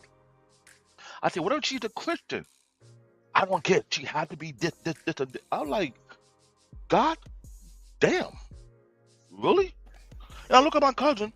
To this day, my cousin's not married. That sounds like arranged marriage. That's what it is. No, it is because here's the thing. Throughout my 20s, my mom was trying to get girls from my country for me to marry. To fly out there, come back with a picture. Oh, talk to the girl behind her phone number. I'm not going to go international. She's not here. So you know my goddamn business. One time my mom threatened me. She said, what if you come home, you got in your room, and there was a naked girl in your room? What we gonna do? I said, go jump through the window. So what if there's no window? I say, Hulk math, I'll make a window. He gonna clap them damn cheeks, boy. Trey, I ain't you. I ain't a playboy, okay? No, Listen. I have my reason why. Culturally speaking, moms want their sons to marry and stay within their culture. They don't want to step out of the culture. You think that is bad? Talk to the people from the Middle Eastern people group. They're no different from us, but they're way worse than us. In New York City, a bunch of black people got taken out for dating Indian women or Indian or anyone dating the Indian people, because first and foremost, they don't want nobody from India to marry outside their race or their culture. There was an article that took place about 7 years ago, how this man was all over on TV shows, Snap. How in the world this guy set up to have his son, baby mama, got taken out and her kids, or make him go back to his country and get married? Black David, I have a question for you. Go ahead. Me too. Based off your culture, Mhm. are most of you all born in a 2-parent household? 90%, yes. So Let me explain why. wait a minute, you don't gotta explain because I'm asking you a question. I'm trying to Go make a ahead. point. With that being said, and you say parents would like to have their sons married with our daughters married within the culture, right? Mhm. Okay, so this is where I'm gonna give you some pushback in regards to that because sisters seem to Hold that sometimes. thought. Hold that. Put that thing back No, up. listen, Put it back listen, on. The listen. last statement. Put it back up. I'll deal with that one later. No, listen. So why is it that brothers that come from Africa, Mhm. they will fall right into the game, as they say brothers do here in America? They'll clap as many cheeks as they like. They'll play that romantic role. They'll do all that, but they ain't looking to marry. But they'll run their body count up. So how is that any different from American men? I'm glad you asked that question, and this has been going on longer than you can imagine. Now, 9 times out of 10, when they do that over here, That's why I asked. no, 9 times out of 10, they do it over here, the parent's not here, it's over there. But if the parent came along with them, they had to keep that there under hush hush. Because you know why? They clapping all these cheeks out there, and their mama and papa know, and the mama and papa bring a huge lineage. They will tell their son, I hope you're wrapping it up. We get anyone to think you're pregnant, you're on your own, we're gonna cut you off. You're not gonna get the inheritance. When you threatening a child, if they step out on line and they F up, that you'll cut them off their inheritance, what do you think they're gonna do? So I They got don't, questions now. they don't want to lose that inheritance. I got They don't questions. want to lose that hookup. Go ahead, ask. I got questions now because I'm just taking in what you're saying. Go ahead. Because I'm thinking like just to sum up what you were saying, I think the problem now is like we said before, we don't have like Now, hold that grandmas one and up. grandpas no more. Grandma is in the club with you. Grandma is grandma. You get what I'm saying? And I want to ask you from like your upbringing, what you see now. When you were coming up, you had your mother and your family. Were there what they call masculine women? I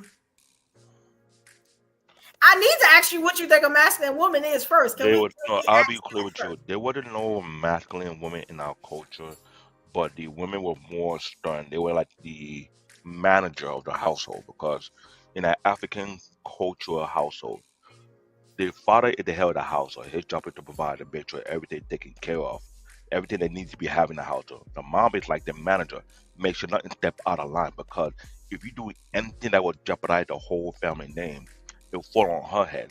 Because 9 out of 10, when the father come home and find out that son was not doing well, you look at the mom, what have you been doing all the time when you at home? Put watch and see what they're doing, X, Y, and Z. They will put the blame on her, saying that she's not doing her job as the mother because if he going out there killing himself, there's some African dad working 2 to 3 jobs. They want to make sure they don't have the mom stretching that stuff out if they have to work. If she choose to work to help out, they will negotiate to see how they're going to do it. Most Nigerian women who come here with their husband and everything, most cases they work in the hospital as nurse. And either the husband is a cab driver in another job in some kind of way, whereby they're making sure she don't have to commute too much. If she tired, she call. He don't care that he's sleepy. He will get in the car, drive, pick up his wife from the hospital, and bring her back home. It's all about keeping the money in one pot and building a legacy. That is a common thing I saw throughout since the 80s. As time progressed, if they outgrow that particular career path and something much bigger, they leave that one, go to the next level, continue to stack their money. That's So just let me how it ask is. you, would you call the women of today? Do you think like you know how you hear that they're called masculine and stuff like that? Do you think that's right? Do you think women can be masculine?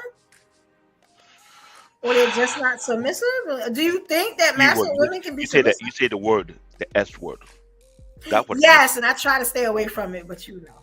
That's what's submissive because I hate to say that in an African household, if you're not submissive, they're gonna give you a rain check. They'll find someone to replace you. And I've seen that happen in Nigeria.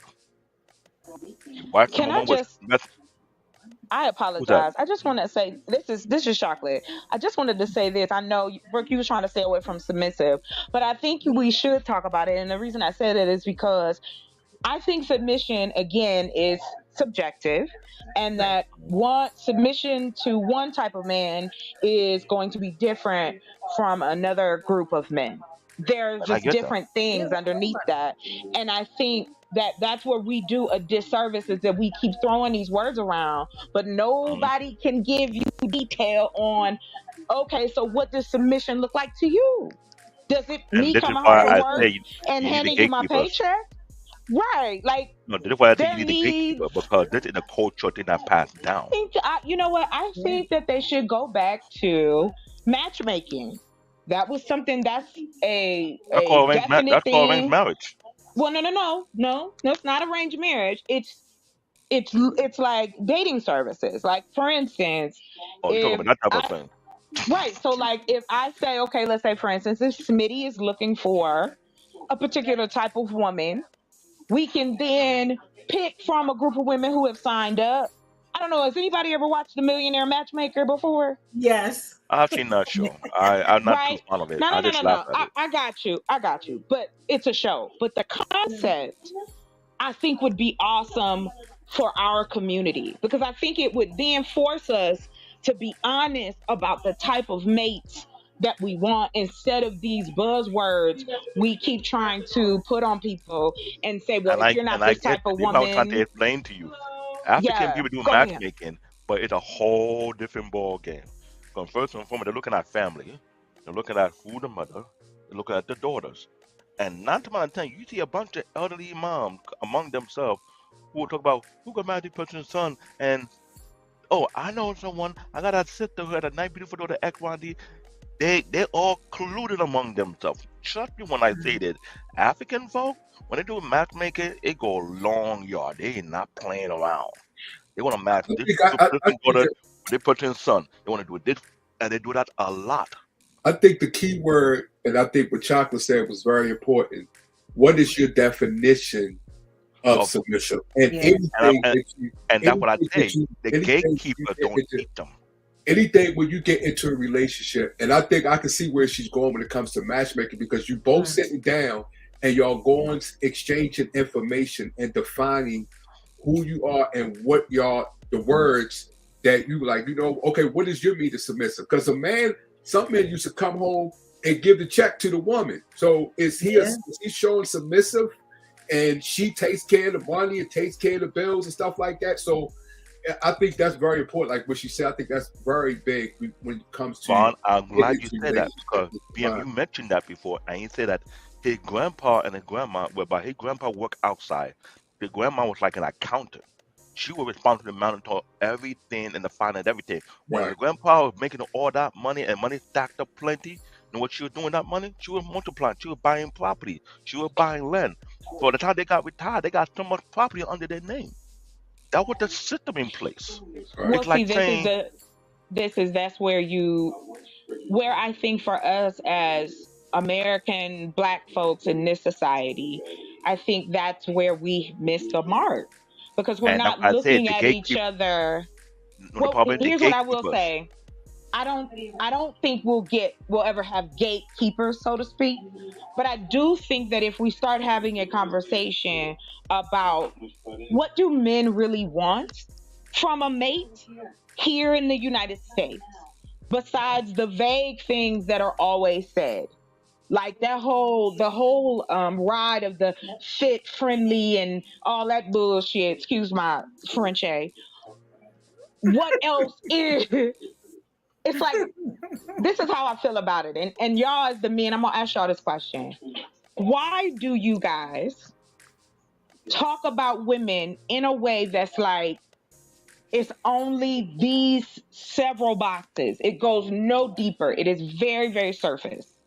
It is very surface in how she look, how she act.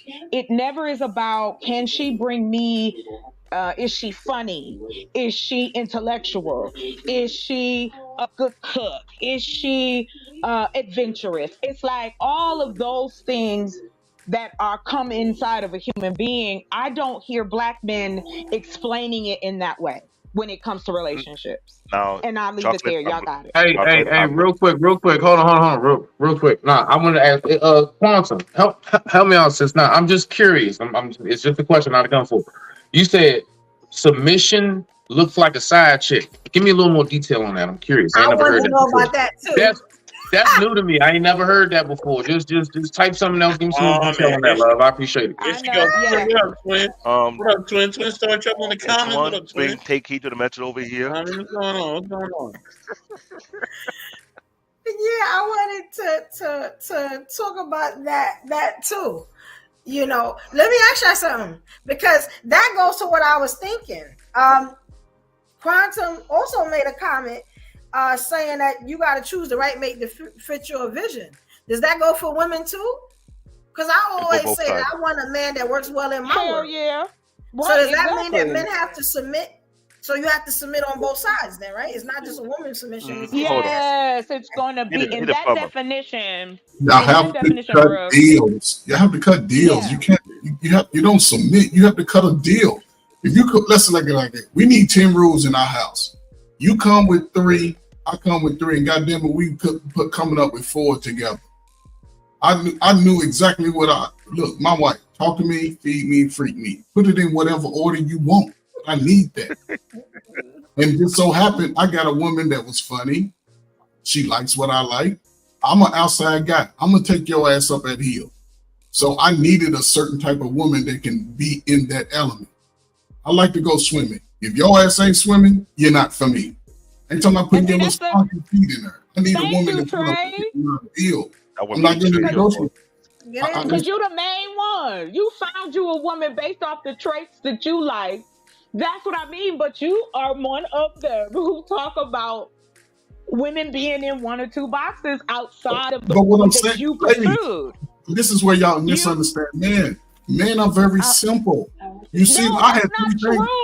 Listen. I'm telling you. Sir, you have not. Hold on, Trey. How can you tell us that? Trey, chocolate, hold on. Because I talk to men every day. I grew up a man. I got a father. I talk to him. Man, I said, but Trey, you make it a general statement. Difficult. Let me the confusion. What Trey is saying. So men are not simple. Man, y'all complicate. Let me defuse the confusion. What Trey is saying totally correct, but also making the big picture. There are too many different classes of men we have in today's society. We got the kind of men that were raised by men, real men, that have the same mindset that Trey is talking about. And there's another clan of men that were raised without the man in their life. They were raised mostly by mom. So they don't think the same way like the real organic man is supposed to think. So I understand where Chocolate Earth is coming from, but yet I always tell people you need to differentiate what kind of men are you referring to. I always see that argument. They say all men under one box, but we turn to find out we have our own division among ourselves. But we don't treat with a man who don't have a backbone, who like to punk out and this rather stay home and let the woman work and act like they're the big boss. But you just proved that. Why do you have to?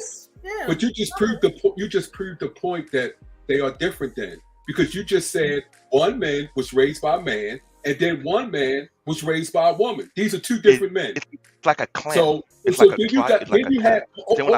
up.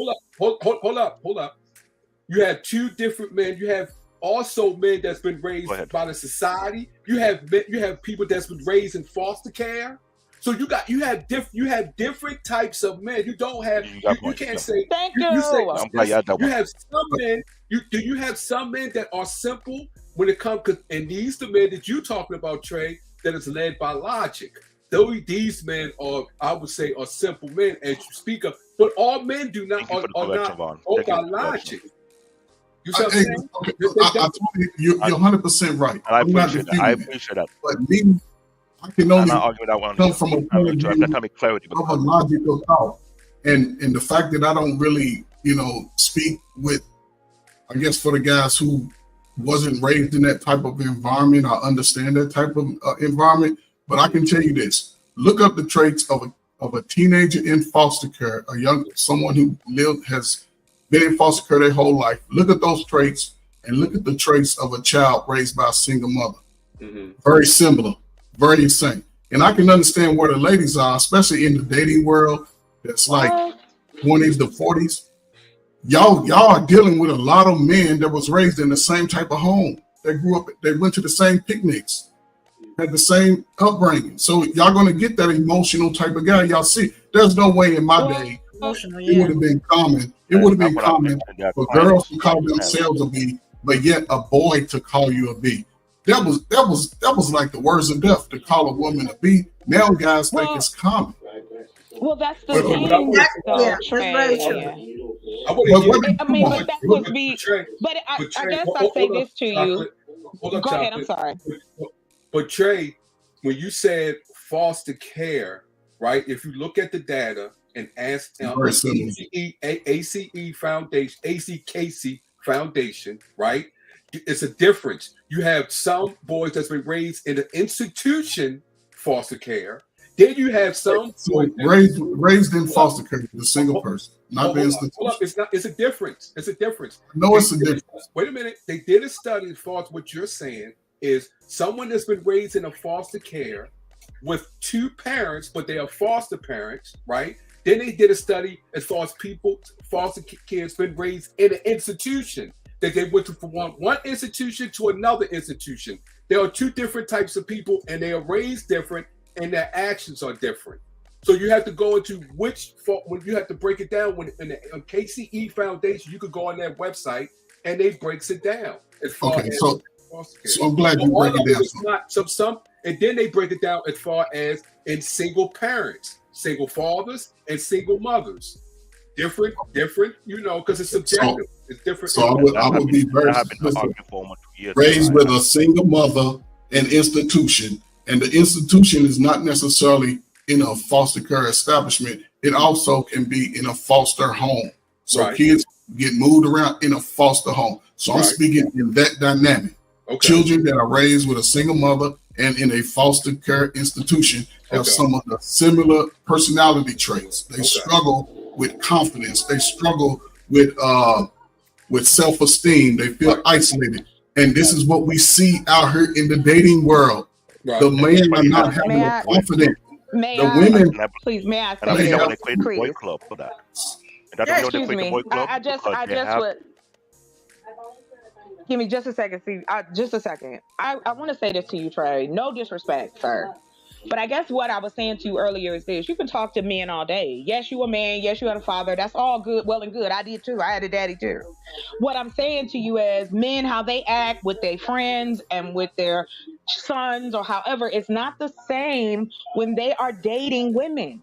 They're not the same. And I guess I just don't appreciate not getting the credence of, I'm gonna assume, Brooke, you've dated, right? Okay, as black women, straight heterosexual black women who have dated and been in relationships with men, we know that men are different. Yes, they have certain similarities, but there are men who are needy. There are men who are possessive. There are men who their hearts are beautiful, giving, loving. There are so many different types that you can't just name them and put one into a box. And I'm gonna tell you the truth, I don't like how y'all talk about single mothers. My mama raised me and I turned out damn well. So a different time. It was a different time and a different mother. Hold on, sir. And to that, my mother also raised my brother, and he's a Gen Z. So we all are different in that respect, and I can speak from that perspective. But I guess I just wish we could broaden our thought process and stop putting men in these 1, 2, 3 categories.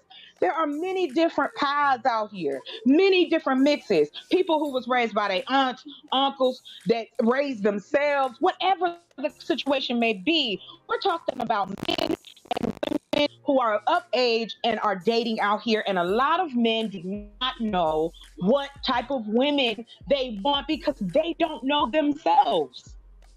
And that's where we are. That's why it's hard to date. I'm not going to argue. It is not because it's not about argument, gentlemen. I want you to know that. It's just my passion. That's it. I'm just saying to you, as a woman who has dated, been engaged, been engaged, all of those different things. And so when you say, like, when we were talking about earlier, masculinity to be successful, you gotta show a little bit of masculinity to live in this world anyway.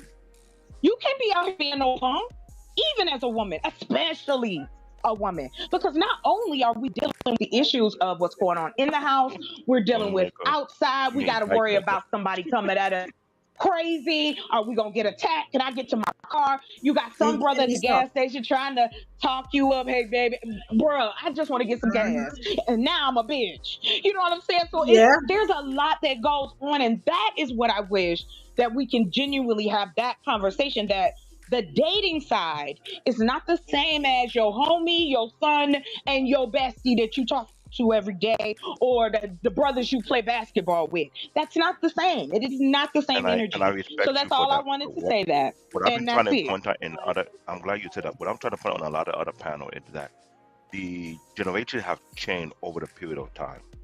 The ideology being put within a certain community has changed over time. That's the reason why the yesteryears whereby you couldn't think or act the way people act today back in those times, because they had these gatekeepers whereby your father and mom are not around, you have uncle and aunt or friend of the family who watching you from a distance and say, you know better not to act like that. You know better not to do this and do that. That was a thing back then, but over the period of time, those walls were breaking down on purpose so that you don't generate these type of solid foundational men. That was the issue. So me as an African who's an immigrant, I have to study the history of this country and have respect to what's going on, because I cannot blame nobody for their upbringing. I have to understand and relate to them and figure out what would be the best direction for them to go forward. I'm not going to beat them down for their past. No one's perfect. Right off the bat, no one's perfect. Seriously. The problem is, no one has to have the empathy to understand where the person comes from, what the person had to go through to get to where he is right now. And I get that. What I try to do is diffuse the confusion that people like to say, oh, this is what it is, that's what it is. No, that is not the case. Because there's foreigners who go through almost similar issue. Our issue as African Nigerian is the level of pressure it put on our back because of our parents' last name.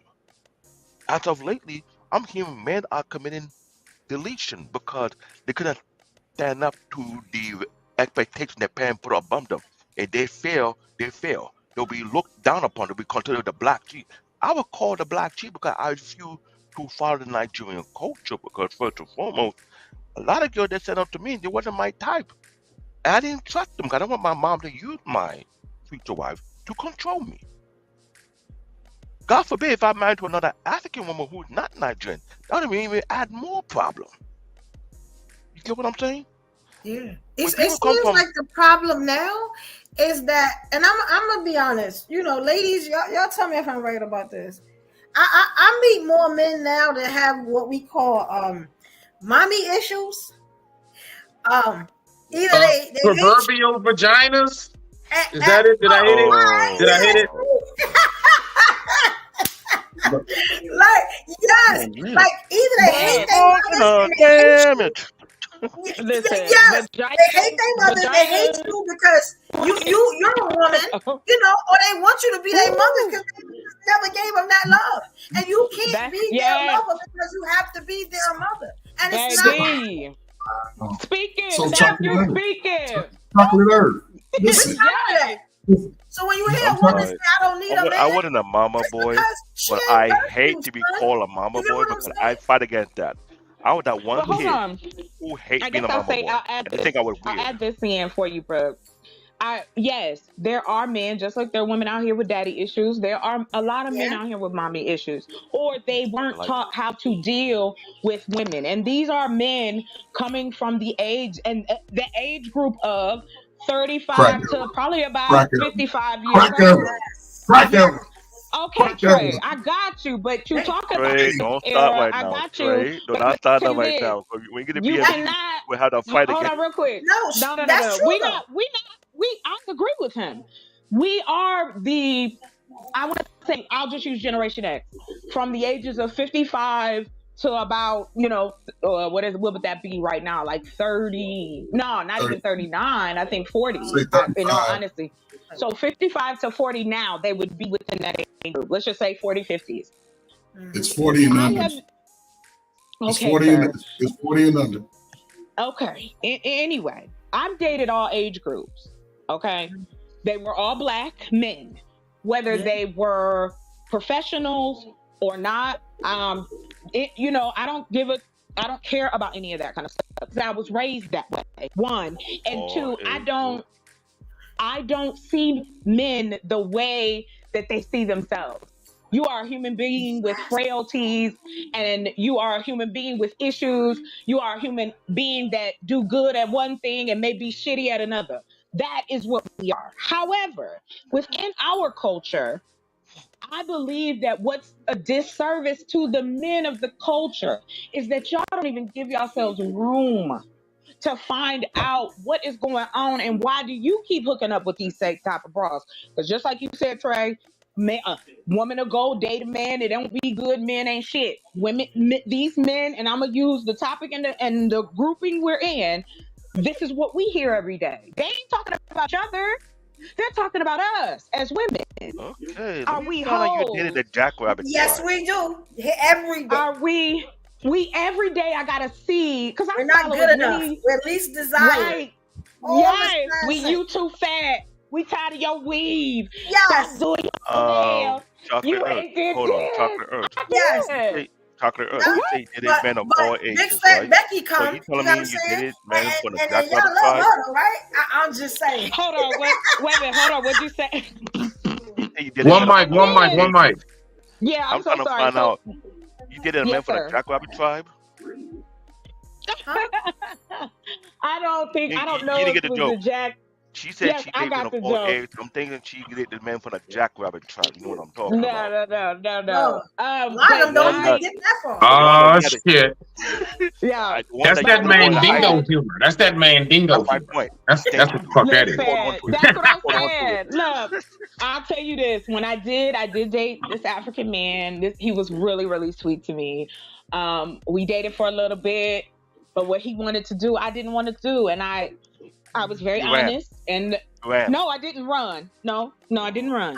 It's almost like going back into school. I know. Listen, I know how to amicably walk away. I'm curious. What was this thing? What was this thing, Chocolate? Do tell. What? What you talking about? What was this thing? What was this thing, Chocolate? What did he want? Yeah, what did he I'm want? just curious. He was ready to get married. He was ready to get married and have kids.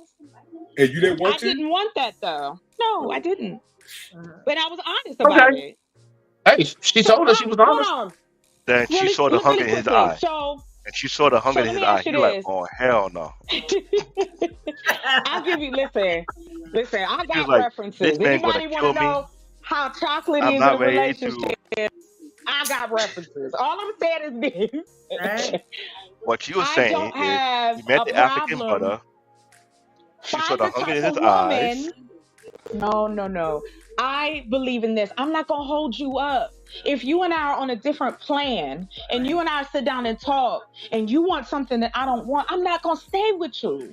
That's unfair to both parties. I respect that. But y'all don't like that though. Men don't like that because every time.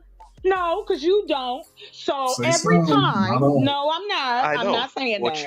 I'm saying from my perspective. No, y'all don't do that. Stop it. Chocolate, I understand, but what I his joke is different from my joke. My joke was that the African man you were talking to, your joke is fine. I got your joke. Yeah, I got your joke. No doubt. You knew better not to go down that line. You can't break up with men no more because you may end up, this is how African men. This is how African men. If they want you, they gonna take you. Yes, he truly was. And then I met an African doctor here in Arizona. You love them Africans, don't you? Huh? Why do I have to? Okay, hold on real quick, because I don't care. I have no secrets. I don't give a two shits. My thing is this. It is a joke. I'm laughing. Y'all can't see my face. I'm not getting on camera because I'm doing too much right now. But I'm just saying to y'all, look, I'm a person that I don't want that feeling of he has an expectation for me that I'm not going to meet and I'm going to pretend like I can meet it. That happens a lot. And so for me, I believe in just being honest with the dude and go, look, I'm not that girl. I don't have a problem with saying it. Last You're right. No, example. you're right. To You're your right. no, for real. And men hear what they want to hear. Because I told every dude that I didn't want to get married, Check and I this got 2 out. rings. Right. Help me. Give them back. Hello, where was you living? Where you at? Who your parents? Because I'm like, I'm gonna tell you something. I got engaged twice. I did give the ring back. I don't want nothing from you. Come get your shit out my house. Take this ring, please. Like I'm not. I guess Hold my on. thing is. Hold on. Don't do engagement. Give them back. Hold on. I gave him back. African? Yes. No, it wasn't from the African. No, it wasn't from the African man because I ended up leaving the state. So we were in 2 different I was states. wondering why all these crazy heartbroken on these African men be singing. I hope you're not one of the reasons. I don't know if I'm one of the reasons. If you heard, All I know is that if that nigga can make it from Africa over here, he can find you a couple states over. I don't think that's a problem. Just saying. Just saying. Well, I do want to ask you a question. Why is it that because I said no, should I marry the first man who want to have a family with me? Like, there's more to you than that, right? I know. Trust me, I know. I'm just saying, African men who are determined to have a family, they are diehard loyal. Believe me, I have experienced that because especially in Ohio, there was a big influx, and I'm telling you, we would go out, child. I wouldn't have to buy nothing. No, I'll tell you this though. Sir, if you met one of these African men and he becomes successful with you, this is the scenario. Whenever an African man come to the country, marry any woman from here, and she build with him and they become highly successful, he take him back to the country to build a mansion. Like, they're gonna be your house when we're done equine. Well, yeah, and they don't play around. They do not play around. He had land in Haiti, and we talked about going to Haiti. You know, it was a lot. Like I said, we were cool. We business-minded people. It was We're cool. hungry. Right, and that's what I like. Yes. I don't believe in mixing the cultures like that. I feel like you know, that's a good one, bro. Go ahead, Trey. Go ahead. No. The question to you is, how long did you date these men before you realized you did not want to be a part of their plan? Like, was it months in, like a few weeks, or the first couple of dates? I want to tell you that it's been all those situations. It's been a few months. It's been a couple dates. I was in a relationship. We were together for like close to 4 years, and I believe in monogamy. So, but that wasn't. We wasn't meshing. Our plans were different. Okay. So in the 4-year relationship, did this guy propose to you and want to marry you? Yes, he did. How far into the relationship did he propose? Good question. 2 months. We were dating for 2 months. 2 months. See? So you knew. Yeah. Okay, go ahead. Explain. No. I there's nothing to explain other than and that's why I said after that relationship, there were things him and I were doing that just we weren't connecting anymore. Okay, wait a minute. We had planned it out. I thought I wanted to have his children. Like, we really were. I was deep in it. I was ready to be Black Susie Homemaker for him. However, I think it's not. Good question. Come on, let me come out. Come on. Can a masculine woman be Black Susie Homemaker? Can masculine women do that? Come on, I need you to answer this because this is where we are. This is where we are in the streets. Good question, Trey. What? Wait, I didn't hear your question. No. Thank you, Great Pill. Finish what you were saying because questions, the answers that you and Brooke are not adding up. I'm letting y'all know that now. But keep on with those questions. Come on. The question I asked you. Vaughn.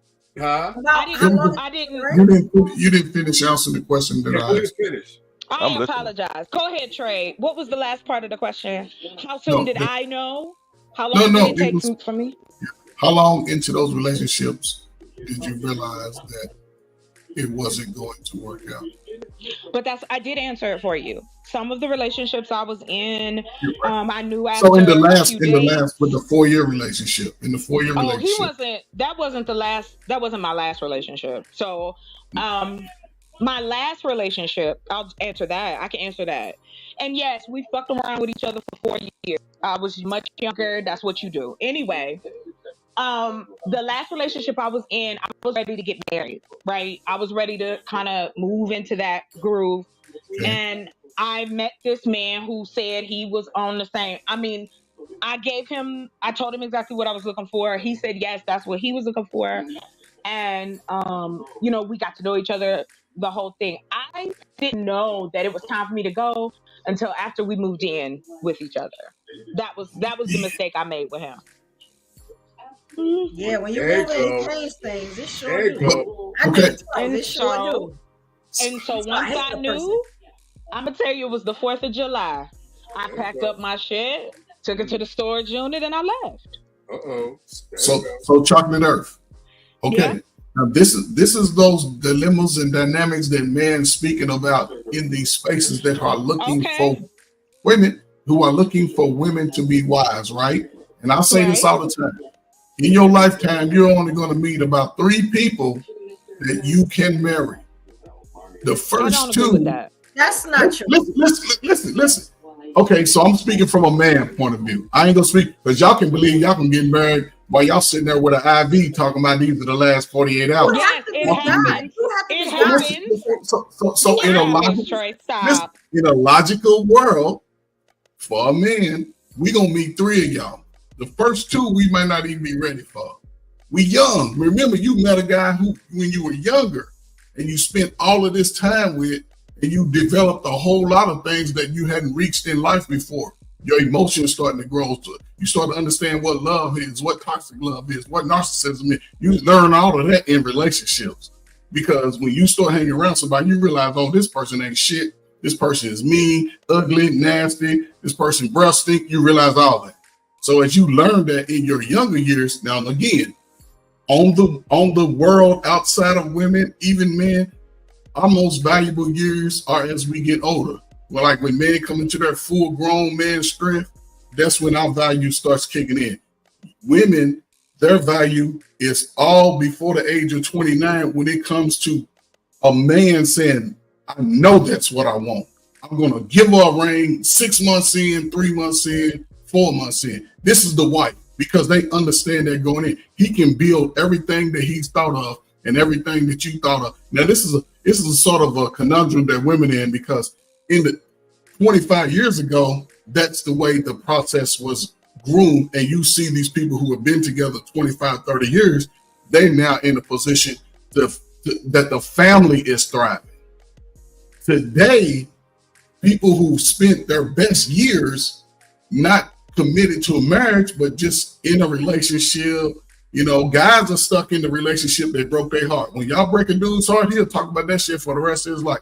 Just like when women get their heart broke, men ain't shit based off these relationships. And the worst thing, I'll say this again, the worst thing a woman can do is move in with a man or a man move in with a woman. Keep your own shit till you get married. If you don't get married, you ain't got nothing to lose. Ain't nobody losing nothing. But the problem is, you got to sort of. Isn't that a little unrealistic though, Trey? People move in with each other all the time. And most of them don't work. Because you're not building. Listen. You can build. You're not building. What are you building when you move in with somebody? You're not building them. It depends on the plan that you and that person have. You are again doing that same thing. You are putting people in a box like they don't have a brain or some things are just that usually leads up to shacking up though. But some things are just what it is. Shacking up long term. Some things are just what it is. But that's their choice. Okay, we say, but listen, they can be their choice. Hold on, Trey. I find that's interesting. You can't tell me that my most valuable years or a woman's most valuable time is X, Y, and Z. You don't know. What can you say? Because that's like saying just like me. You can't say about the man either. In the dating market, that is the best time. I don't know. You only valuable if you got money. I'm Can I valuable jump to in on the this? man. To women, listen, Hold on, real hypergamy quick. is No, real to and you women. got it. You got it. Hold on, real quick. I'm gonna tell You you this broke. It don't one. matter if you're old. Hyperbole bullshit. And I'm gonna say that with all due respect, because you can go to any level of class, economic class in this country, and you gonna find people together, whether they broke, whether they homeless, whether they got money, whether they don't. People shack up and do what they want. The choice is that the value that you give to the person you with. And I'm gonna be 100 with you. I do not care that I walked away from the relationships I walked away from. Why? Because I knew they were not the men for me. I knew that they could not give me what I needed to function and journey. I want to walk with a partner. I'm not looking for a daddy. I'm not looking for a big bruh. I'm looking for a partner. And that is my definition of partner, right? So when we talk about this and put us in these check boxes that don't exist, I would rather be old and grizzly and be happy in my relationship than to jump up at 24, 25 years old, bust out a whole bunch of babies, and turn around and look at you and I can't stand you breathing. That's what I hear out here. Men and women both. They jump and get married out of the pressures of society. You jump, marry somebody that you don't even fucking like. Don't tell me that that's not true, because if that's the case, you wouldn't be complaining about the divorce rate, and that is the issue. The issue is men have to come to the table. Real quick, and y'all got it, real quick. Let me just say this.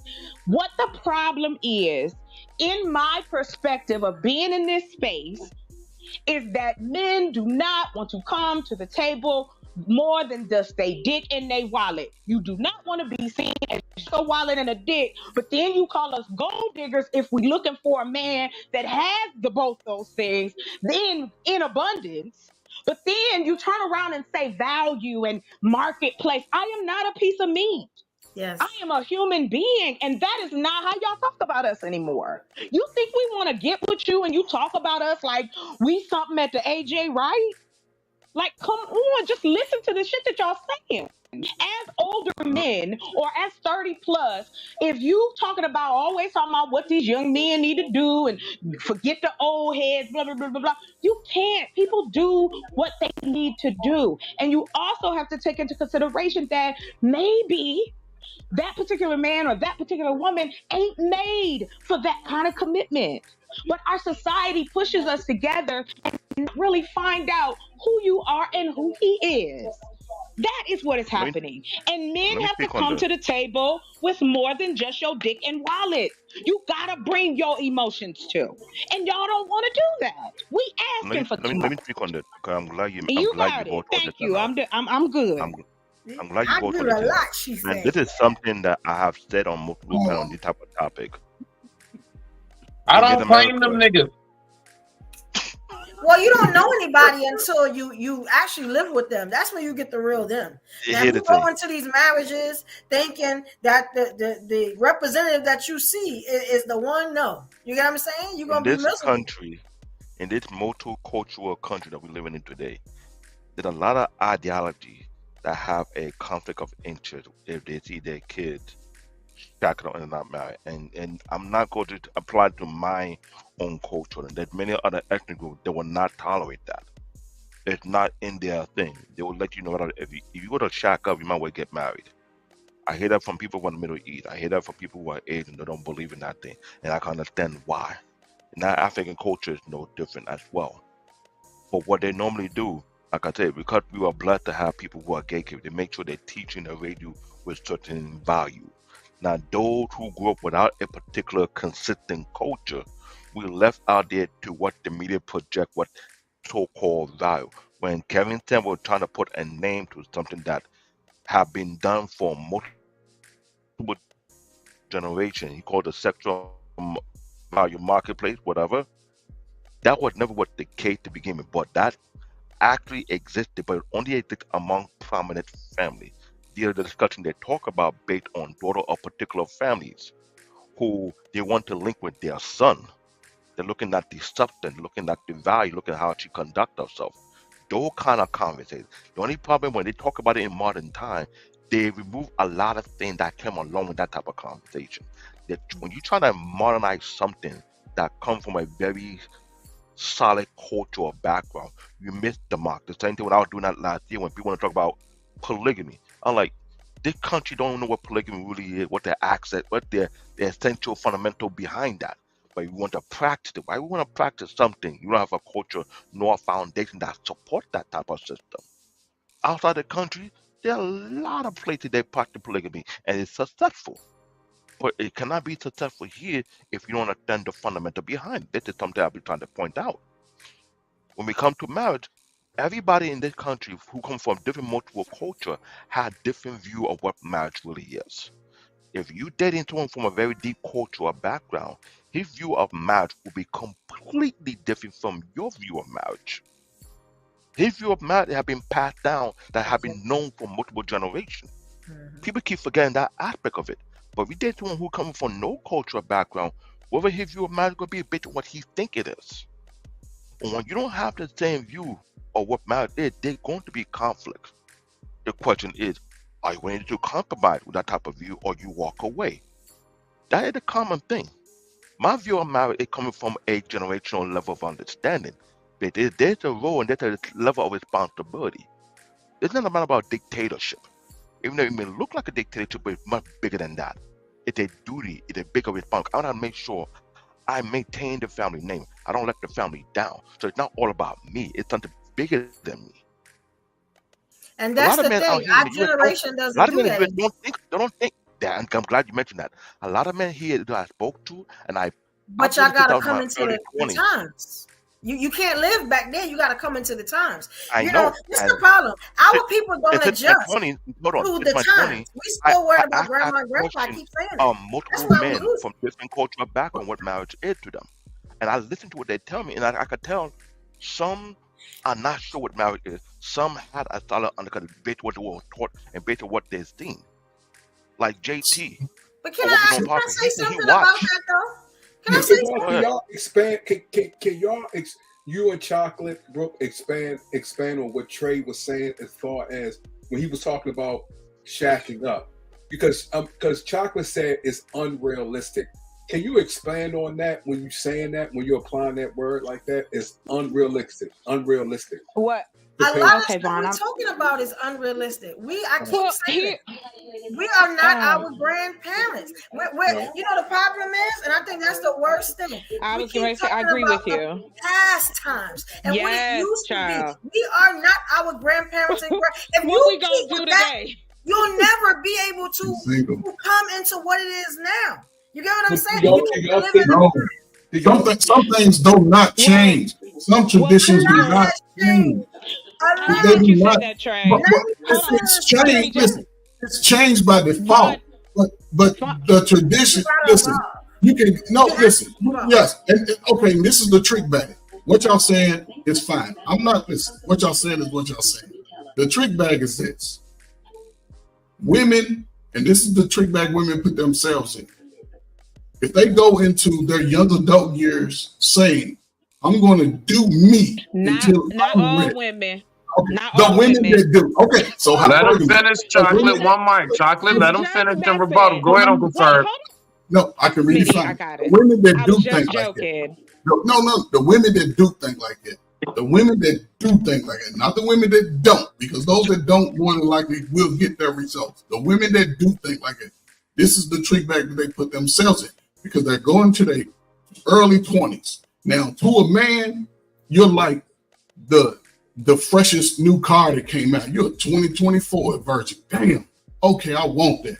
Now, men do the same thing because they're going like, I ain't ready. Like I said, you're going to meet 3. She might be the one, but we ain't looking at building. Men ain't looking at building. Women used to look at the 20 years down the road. Now they looking at today. And this is the trick bag. And I heard this, and I asked a woman last week, and she said it. I think you was on that too, Evolution, when you agree. You see a young woman, you give her the advice, girl, go do you. When you ready, come back 10 years down the road, 15 years down the road. How many men you done slept with, relationships you done had? Now you can double back and get the guy that you want. Guys are completely opposite. If a guy's younger, he wants fresh meat.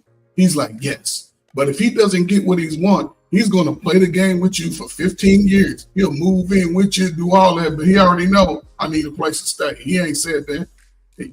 So he's going to play that game. And when he's ready to bounce, he's going to leave. He's going to just leave. He's going to create a situation where it's going to be toxic on purpose. He'll probably go out and cheat, and he's going to make sure he get called out, somebody that you know. So he's ready to leave. He's checked out. The thing with women, you've all have invested too much in that situation. And then when it becomes where the emotional strain gets too much, you step away from it, but you cannot disconnect from that emotional pain that this guy gave you. So if you want, and some women, like you say, I hear from women that are older, like 30s and late 30s, 40s, say they don't want to get married because they've seen what has happened and transpired between 21 and 35. They've seen it. They're like, fuck that shit. I ain't doing that shit. But again, you got to look at the guys that you grew up with. Y'all talking about y'all friends' brothers. Y'all talking about y'all cousins. Y'all seeing the lifestyle that you all were growing up in. Whether you didn't have a father in your life, and a lot of times I'll say this, and I've helped a lot of you young people, go talk to your father. At least have a conversation, see what the real situation, because mama is only going to give you based off all heartbreak. Your daddy ain't shit, because some of y'all look just like y'all damn daddy and act just like his stubborn ass. But you won't say that. And you won't question what mama's behavior was when she was 22, out here riding the carousel in the back of the car just so she can big ball. She won't tell you she was a hoe. She won't tell her son. So the guy's dealing with that same emotional bag too. So my thing is this: if you want that space in this, for the women who want to be in that space, understand that your virtue is your greatest asset. Your cleanliness as a woman. You're not normal until we meet you, and then you soil it, and and then you leave, like you saying. That's why I tell women again. But I wouldn't be qualified. You should. I wouldn't be qualified. You should get with a guy who's in your age group, who's 2 years older. So he can leave, right? You just said so he can leave after a couple years. Who's doing that? This is why it don't make no give him a chance. He ain't making enough. Hold on. It don't make no sense. It don't make no sense to have babies. Hold on. But no, I want to ask the men that you know. That's what I said. Don't have babies. So can I interject something? Can I talk for a minute? Can I say something? Because I've been listening to y'all. I'm just saying. I listen to what the brothers say. I understand what you're saying, Trey. But then my thing is this. So what's wrong with telling a woman, enjoy your life, do what you need to do before you lay down and you have these kids with men that you said that they were going to leave. You get what I'm saying? After she done had 1 baby, 2 baby, 3 baby, and she's being a rider, she's there for him, she's giving up her good years. You get what I'm saying? So do you understand why some women don't want to do that? They're saying, I'm going to school, I'm enjoying myself, and then I'll settle down with this Negro that's probably going to leave. But guess what? I enjoyed my life before he goes. So now I'm going to help him get him out the door. Like grandmama married first. Grandmama and grandpapa married first. We're not grandma and grandpa. This is okay. And that's the problem. And that's the problem. I just want to ask one question to Trey. And we don't understand when you say that. One mic. Everybody wait till the host is done. Brooke, rock out, and then Brooke, you say who gonna talk from there. Yeah, thank you. And that's what I'm saying. Like, y'all are making my points for me. We are not our grandparents. Let me tell you something. And I've been trying to hold this because I'm going to do an explosive news report on. We don't even talk about what relationships are today. You get what I'm saying? What the Gen Zs, the baby, whatever. Everybody is going to one way of dating right now. And I really didn't want to put it out there because I know people gonna hit me in the head with it when I talk about it. I have facts, I have slideshows and everything. Nobody is trying to get married anymore. Why is that? Because 9 times out of 10 we watched it not work and not work and not work. Why would we jump in head first to that? Because grandma and grandpa. Nah, niggas scared of court. Niggas are scared of that paperwork. Like, we're not trying. Like a lot of us are not trying to do that. We lose. We want the union. We don't want the court. Trust me. Most men want the union, just not the court. That's right. But this is what I mean when you said, Trey, earlier about a woman's virtue is her most important asset. That's insulting, sir. That is very insulting. Women have made so many strides in our society, and to tell me that what's between my legs is the most important thing I can give a man, then he ain't the man for No, me. that you can protect. That you can protect. Women are, Okay. Hold on, real you quick. Let have me to finish. protect that. So, well, then why can't we teach our men to have dick control then? Oh If yeah, that's we the said case, then if that's the case, You know, hold I on. just want to say it's You know why? always on us. No, hold on, You know Troy, because I want to say this. As a I'm a man woman too. who, but again, you have never had a man pursue you and want to have sex with you. I'm assuming that, right? I hope not, Uncle Trey.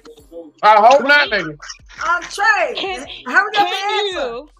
No, I'm for real. Like, I'm not even trying to be funny with you. It's just the things that you say. I'm like, okay, wait a minute. So, have you ever been pursued by a man? Has a man ever called you and gave you all his love bomb? He wants you so much. You so beautiful. Oh, you gonna be it. The things that men say to get coochie, child, please. If I had $1. Yeah. My thing is this: you don't want us. Hold on. You don't like us if we're prudes. Yeah. You don't like us if we're sexually open. Say they. You don't. You They. don't. What? Man, Who? say they. Oh, so now you offended? Now you offended? No.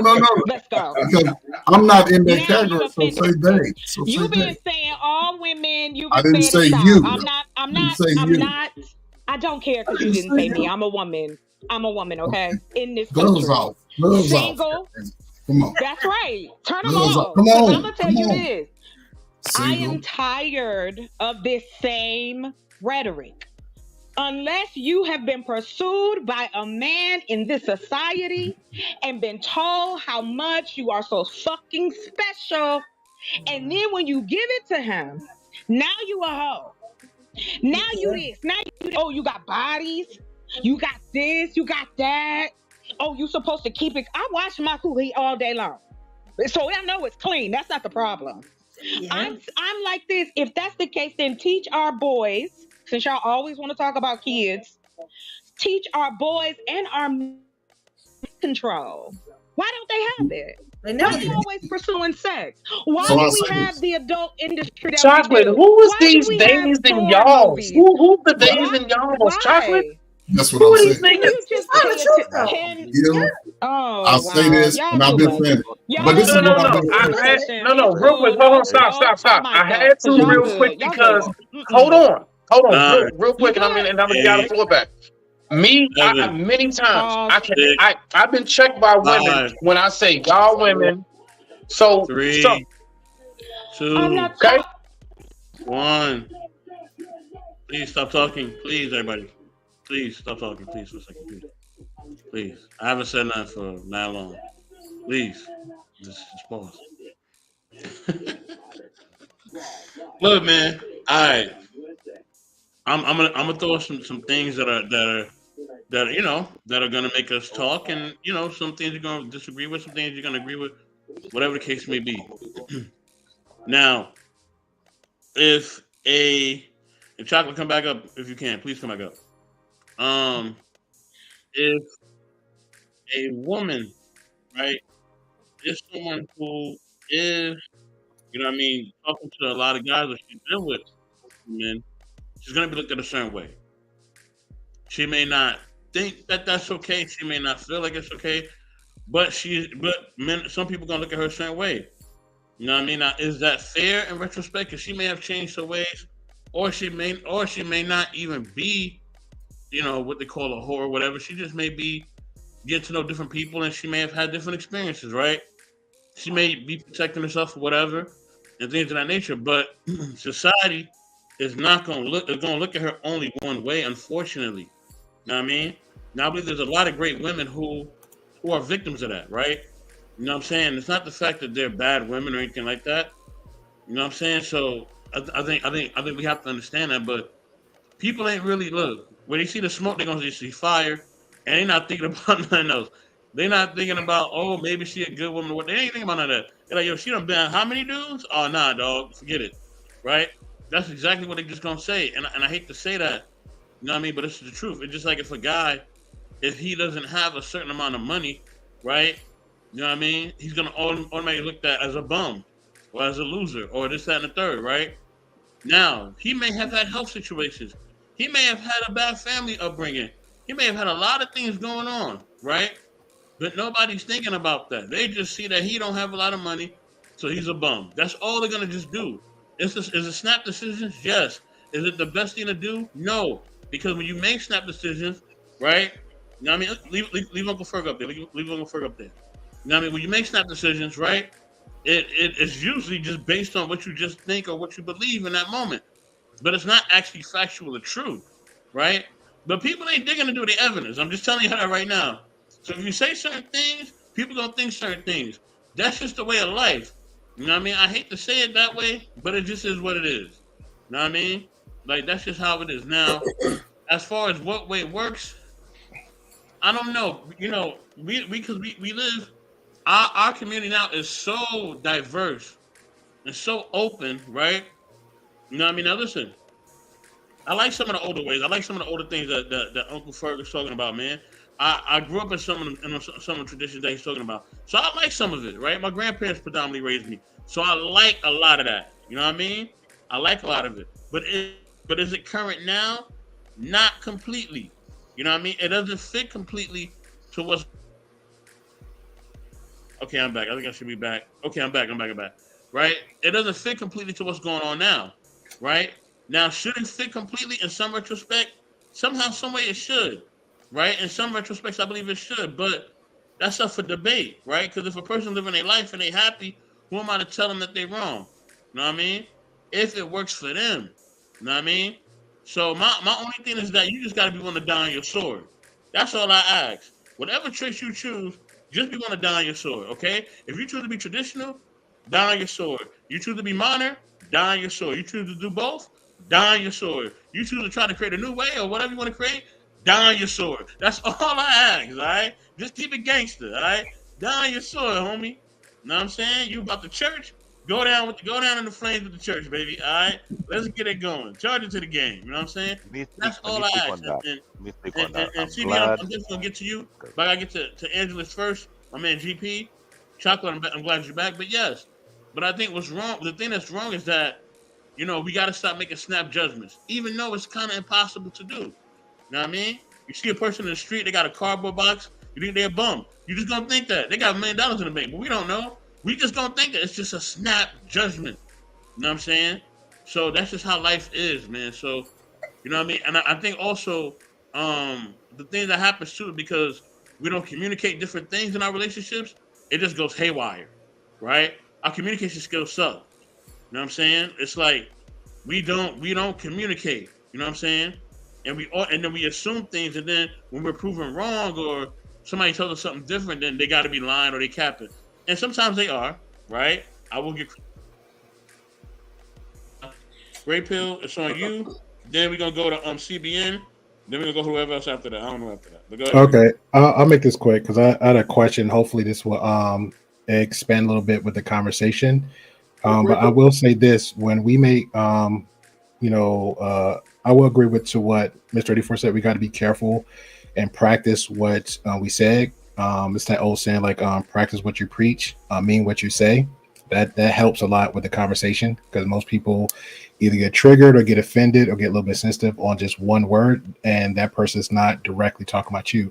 You can address that person, hey, are you speaking to me? And if you say no, then just mute it up and just carry from there. But I do have a question just for overall, but mostly for the ladies, just for the relationship conversation.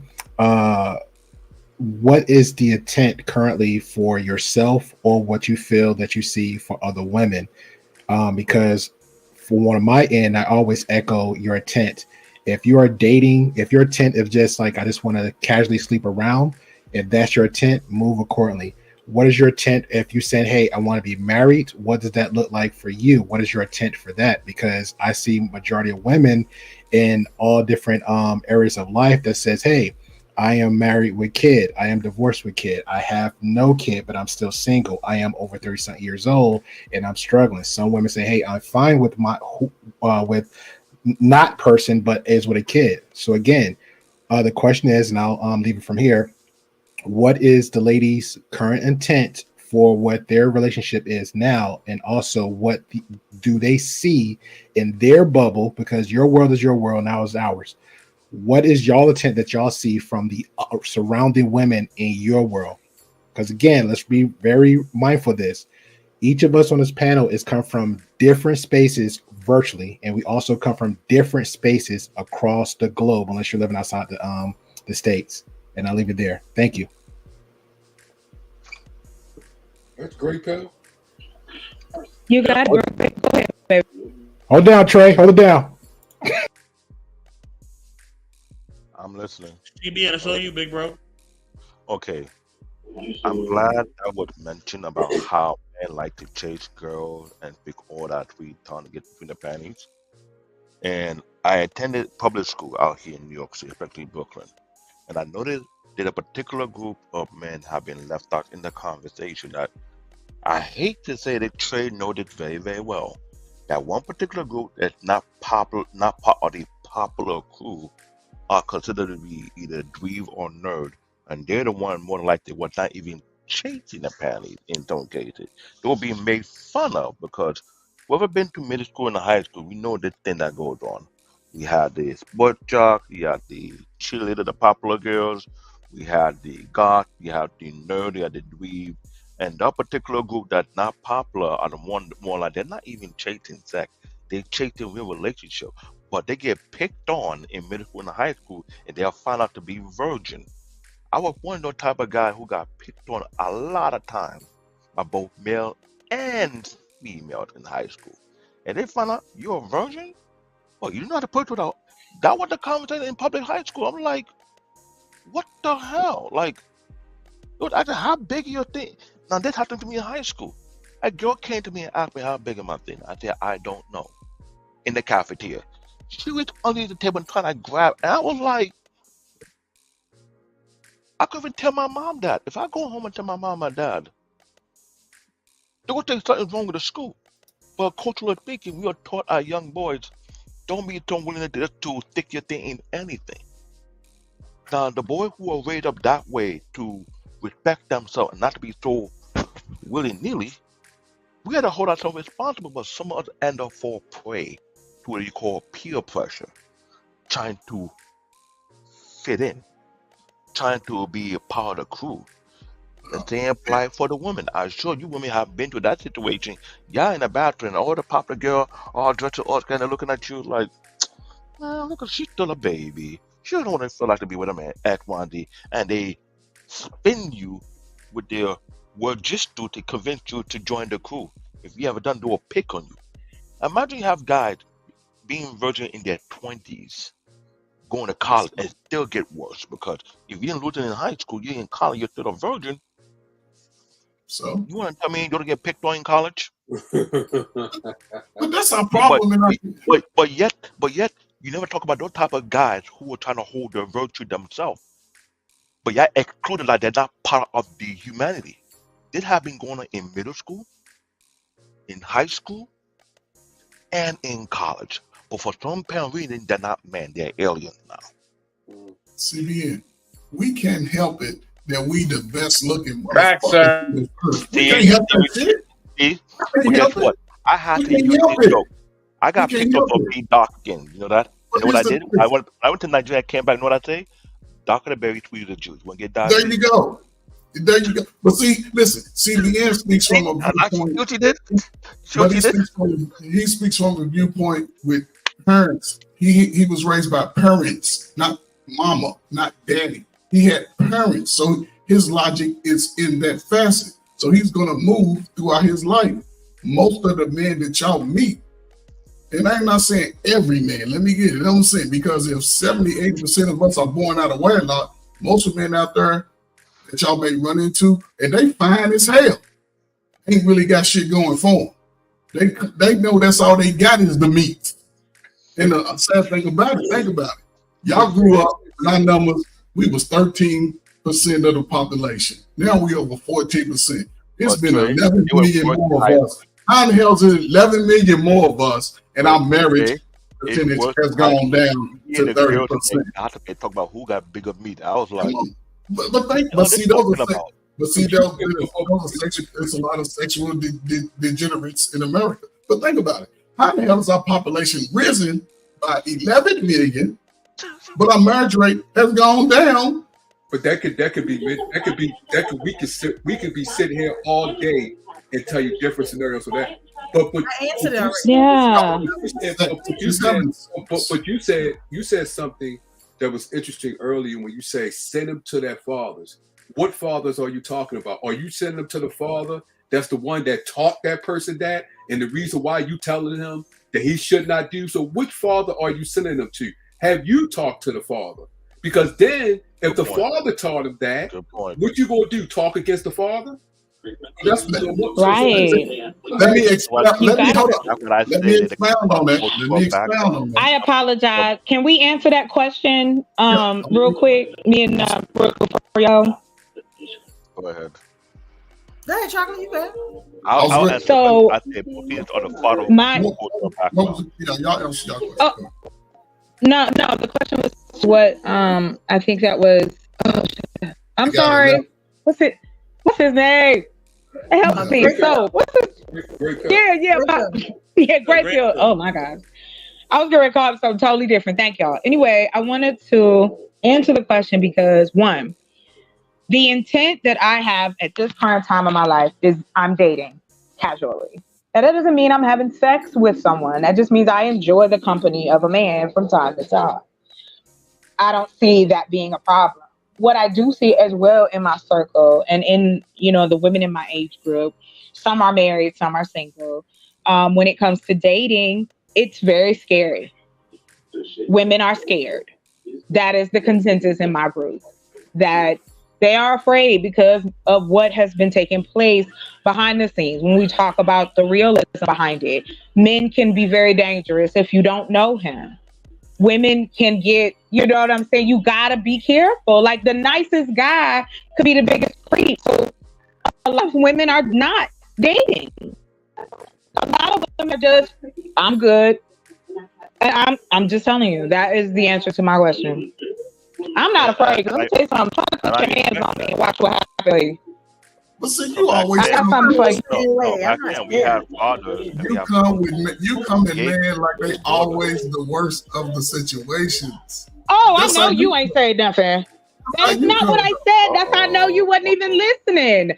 I just said I like to date. His question was a two-part. I said my intent is to date. That means we can have, if I hook up or somebody, let's say, for instance, CBN asked me out. We go have dinner. It is what it is. We have good convo. Doesn't mean that we're going to sleep together. Just mean we like hanging out. If anything goes there, it goes there. I'm grown. It's my body. I'll do what I want to do. Right. And then the second part was, what do I see in my bubble? And my bubble is that a lot of the women I know are not dating because they are afraid. And I'm not saying, I never said that all men are bad. And that's how I know you ain't hearing me, because I've been on this panel a few times and I enjoy men. I think y'all great. Yes, you get on my fucking nerves, but I like men. That makes you heterosexual. So, right, exactly. So what are the women? Jesus Christ. I did not say nothing about men being the worst. Don't put words in my mouth, sir. What are the women afraid of? Yeah. No. Uncle Ferg, it's specifically Smitty is the worst. Rock out. I don't know what they're afraid of, though. What are you, if you're dating, what are you afraid of? Are you ever on anything other than YouTube? Do you use your Instagram or go to TikTok or watch the news or whatever, that kind of stuff? There's a high rate. There's a high rate of women being attacked, sir, out here, especially Black women. There's a high rate of us. Yes, sir. Yes, sir. Yes, sir. Especially when you try to leave them. Oh my God. Yes, sir. Nobody's date ever again. Nobody's date. Just clap. Why does it have to be? Hold on real quick. I'm sorry. But why does it have to be that when I say that to you? Hold on real quick. This ain't nothing I'm making up.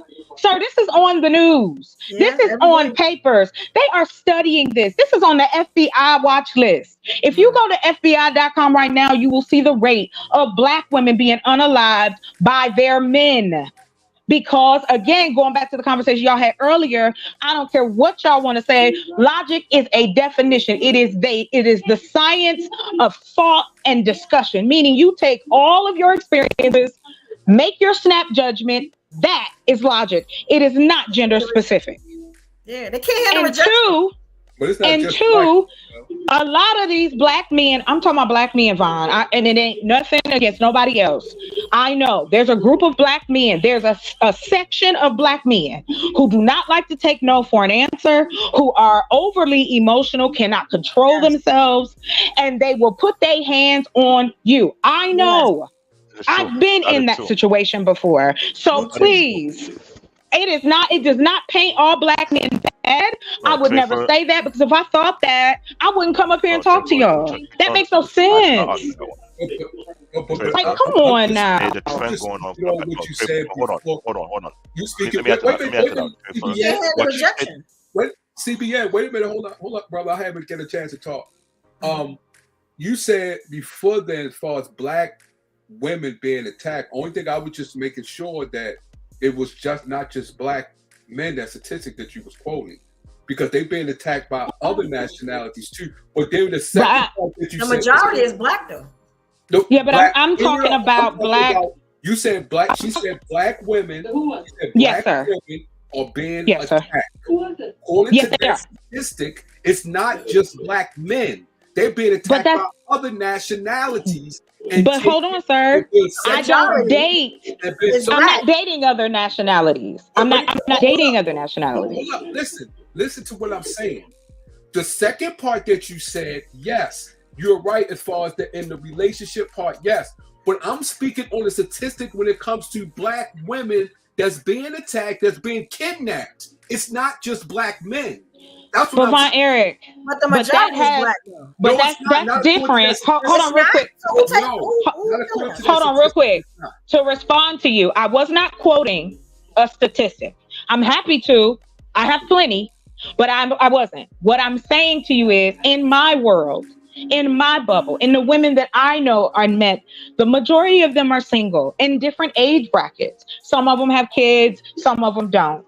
And when we talk about dating, the conversation, unfortunately, is not as great as we would like it to be. Who wouldn't want a man that wants to come in and protect and be there for you and you can build a life with? You have to be mentally available, Von Eric. I'm not talking about kidnapping. Believe me, I am an advocate for like women who have and girls who have been pulled into the system that way, sex trafficking, the whole nine. I'm an advocate, always have been. But we're not talking about that. We are talking about straight. Hold up, sir, please. Hold up. I just wanted to saying this because I want to protect our women, and I just don't want women just to say, "Oh, it's just black men that's doing this," because it's other. I'm protecting my queens. That's why I say I just want to be, because you say I understand what you're saying. Hold up. Let me talk, okay? Only thing I just want to be clear, because I'm protecting my queens, because women, especially black women, have been kidnapped and attacked. And when y'all said women being attacked, black women being attacked, that statistic that you're talking about, I just want to be clear, because you're going into relationship. I'm not talking about relationship. You are absolutely right when it comes to that. But when you specifically say that word attacked, that is not just black men. That's the only thing I just want to be clear, because I don't want black women to think, "Oh, I'm being 51% is black men. 51%. Okay. So that's what. Okay, I get that.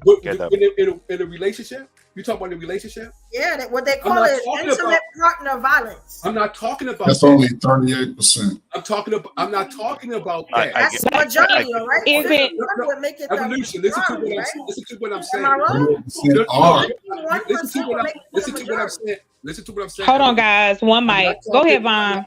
I'm not talking about that on the relationship. I am not talking about that. I am talking about the way the society has become. People out there are kidnapping black women that's not in a relationship at all. Yes, and I'm aware of that. And sex trafficking them and killing yes, them. sir. Look what happened. Yes, sir. I delete. I could give you a thing in Ohio where black women are being attacked, or kidnapped, and killed, and it wasn't reported. But that's the point, Von. That's why I was saying that to Trey. But hold on, real quick. Hold on, guys. Can we get back on topic? My thing is this. I know that there is a sector of men, period, point blank, whatever color they are, that do horrible things to women, whatever color they are. I'm very aware. That's why I made mention that I'm an advocate. I am a criminal advocate, meaning that, victim advocate for women, young black boys, and just any age group that have been involved in that life. Because yes, you are absolutely correct. There have been a high rate of young black girls and young black women being taken out of this country. So, but to your point, I am not painting a broad brush against all black men, and I want that to be clear as well. So for you to say that, Von, it is not that I am leaving anyone out. I'm talking about, just like y'all was talking about, real men. I'm talking about the sector of men who are out here and they are wolf in sheep's clothing. There are plenty of them, unfortunately. So yes, we got to be careful. That's all I'm saying, Von. It's not all black men. I know that. But it's only about 20% of men. No, but you say a few percent of men. There have been an upright trend of that happening more and more. There was a news report whereby a man got somehow in his feeling because a woman turned him down because she didn't have nothing to do with him.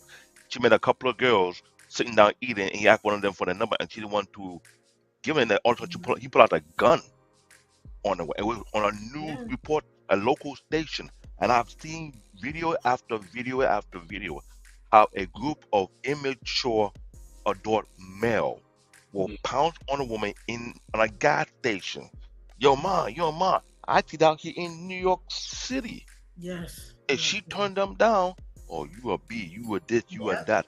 So let's not act like it doesn't happen. Maybe because it's not happening in your community, not in your area, but when you're in a big city, you see that a lot in New York City. You see that a lot in Philadelphia. You see a lot in big metropolitan cities. It goes on for too long. Philadelphia is like a war zone now. A lot of women cannot walk on their own. They have to walk in group walk with somebody these days. Really, what I said, the gatekeeper are gone. In some ethnic groups, you can't talk to somebody, your daughter, without finding out she had 5 uncles, cousins, male. They're coming out to look at you like, what are you talking to her for? You got business with her? That is missing in the community. And just to add to it, my brother is 6 feet tall, big, dark skinned, beautiful black boy. I can tell you how different it is when I have him with me in comparison when I'm alone. It's a huge difference. Now, they don't know if he's my brother or, not my friend, whatever. They don't know. But I have found in my life that when I have a male escort, I'm treated totally different as if I was alone. That is factual. Because we don't fix our boys. We try to fix our girls. We don't do that. We don't try to fix That's our what I'm boys. saying. If we tell our girls what to do. We don't put the boys in therapy. We don't try to help. That's not true. Are you a man? That's not true. That's not true. Hold on. That's not true. That's not true. No, it's not. You go to any school that has a mentoring program. Most of them, 95% of them, are geared towards the males within the school system. The mentoring programs are for males. There's very few for females, and that's the problem. The young girls are not getting the message that their cleanliness as a young woman is most valuable, that their body is so precious that you cannot just give it away at 16, 17, 18. You know what the problem with you is? Why don't you teach? What about the boys? What do but that's the dynamic. Hold on, y'all. The men that's what I do. I only work with what happened to them? The ones that we're talking about, just doing all this stuff that we're just talking about. What happened to them? You get what I'm saying? It's a very small number of girls. Are we letting the guys just I got you, CBN. Just let it rock out. Like, you get what I'm saying? Like, if we keep focusing on the girls and fixing the girls, it's not going to matter if the boys are screwed up. Listen. The men are screwed up. A lot of them cannot handle rejection. You get what I'm saying? Then Hey, can I hold Uncle Ferg real quick? Because they don't want to deal Please. with the nonsense. You get what I'm saying? I just wanted to remind us. I wrote down a list. Of words that do still exist in Webster. These words consist of some, not all. Okay. I keep letting these men. All right, hold on. Majority. Get away with it. Okay. I just wanted to remind us of words that are still in place. You can use these words. It won't cut your tongue or nothing. It won't make your breath smell bad or none of that shit. You can use these words. Hold on, please. Can you hold on for 1 second, please? I'm stepping again because I ain't talked for a minute. Hold on. Listen, you know what I'm saying? Look, I know this may sound harsh, but women cannot do the same thing that men do and vice versa. Okay? You just can't. People are not going to view you the same. I hate to say it. They're just not. You know what I'm saying? They're just not. Like, is it wrong or should it change? Maybe, right? Maybe it should. I don't know, right? But you ain't gonna be viewed the same. If you're a woman and you out here and you just messing with any type of guy, they're gonna look at you as a whore. I'm just saying that. It just is what it is. It just is what it is, man. There's nothing I can do about that. You know what I mean? I can't make people look at you different. You know what I'm saying? I just can't. If a man sleeps with multiple women, he looked at it as the man. He looked at it as a Mac, as the guy. That's just a society norm. There's nothing I can do about that. I just love how y'all not answering this question though. I love it. What's the question? Now I'm on y'all ass. You know what I'm saying? I was trying to answer the question. What is the question though? Like y'all keep talking. Every time I say something about men, y'all talk about women. Y'all notice that? Okay, I'm just saying. Let me answer. Do you notice what I'm saying? Every time I ask you for the accountability of a man, y'all talk about a woman. You understand what I'm saying? You get where I'm coming from with this? Every time there is some type of accountability to put on a man, y'all talk about a woman. Why is that? No, let me answer that. Hold on. Let me hold on, CBN. Hold on. And I'm talking about every man up here because y'all all alpha men. And I know why you're doing it. But I want to hear from y'all. Hold on. Everybody, hold on. That's not true. Right? Everybody has to be accountable. Everybody has to be accountable in different ways, right? Both men and women got to be accountable in different ways. And I think we understand. We are all grown here, so we know how certain behaviors are looked at by people if a man does it and if a woman does it. We know this already. Like, this is not hard to kind of figure out or try to dissect. It's just very simple, right? Now, I'm not saying if it's right or wrong, right? It's just what people automatically gonna say and it's just gonna go to, right? They're just gonna go to just the normal rhetoric.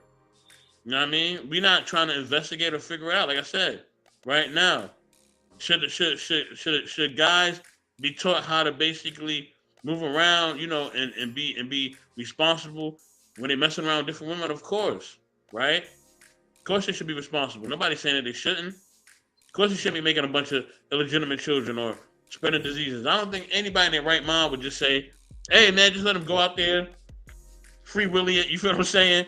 And just lay down and do his thing. Nah, I don't think nobody would advocate for that. Right? Nobody advocate that for a woman, right? So I think both have a responsibility, but we have to understand when men are, you know, laying it down, even if he does have multiple kids, like sometimes he could be treated still like he is the best thing in sliced bread. You know what I mean? Or that he's the guy that can just get with women whenever he wants to. You know what I'm saying? You know what I mean? And that is just a stigma. Is it the most responsible thing? No. You know what I'm saying? But we see it all the time. We see guys, you know, they have a show about it. We see it a lot of times, 24-hour lockup.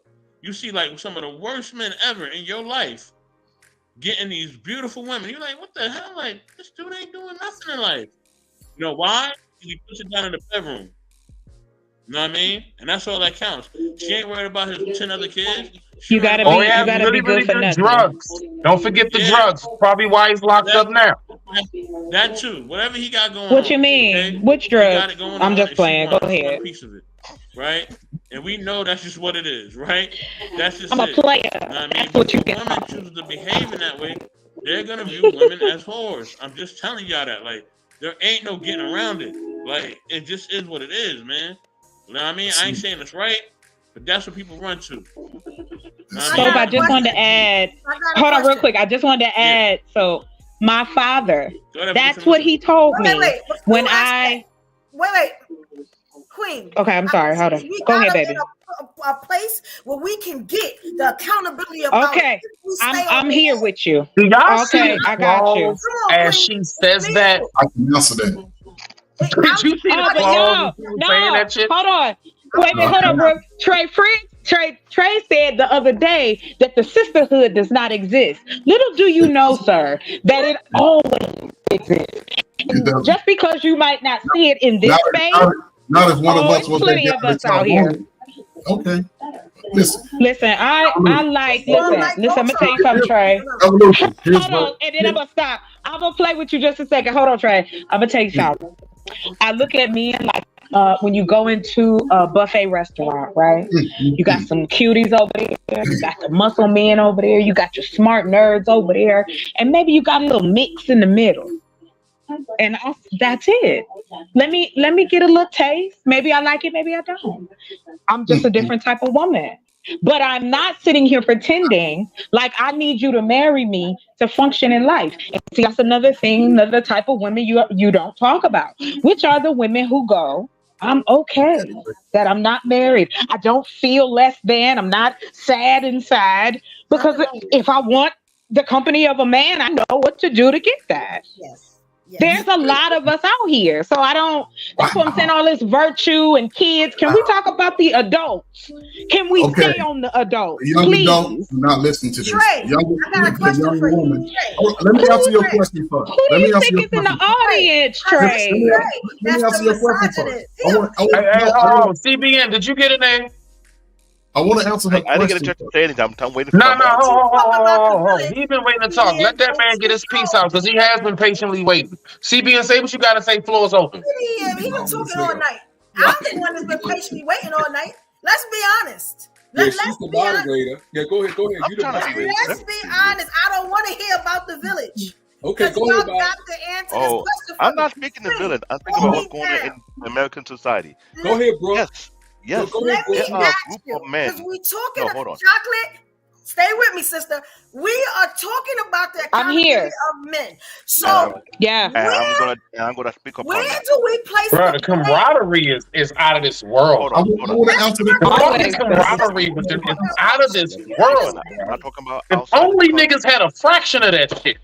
That's the question I want to answer.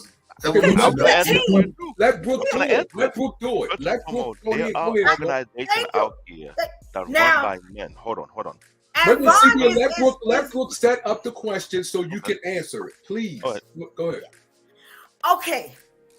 Now, who is to blame, right? Whose fault is it that our men, and I'm not going to say all, but the majority of our men cannot handle rejection, and that's the reason why it is so dangerous Great word. for us Black women to date, to trust, to let any type of guard down, to marry. Let's talk about it. Whose fault is that? Can I answer that Please question for give you? me an answer that don't involve a woman. That's all I'm going to say. Based on what have been documented, basically have been statistic. You got the floor, CBN.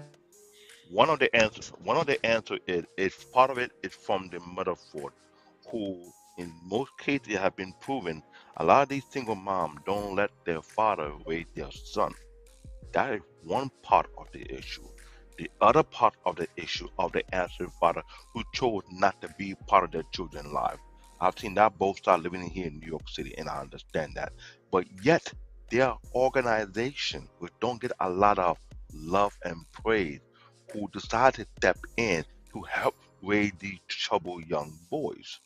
There's a few programs here in Brooklyn that is existing. There's one in Philadelphia called Urban Nerve. Then we got an information man who part of a particular organization that not only work on the street but work in the prison as well, trying to rehab men and get them back on the right track. There's not a lot all over the country. Problem is, based on the funding, based on the marketing, based on the promotion, they don't get the recognition they give. They're out there, but it's not a lot. Let's say apply for the women, because I live in Brooklyn, New York.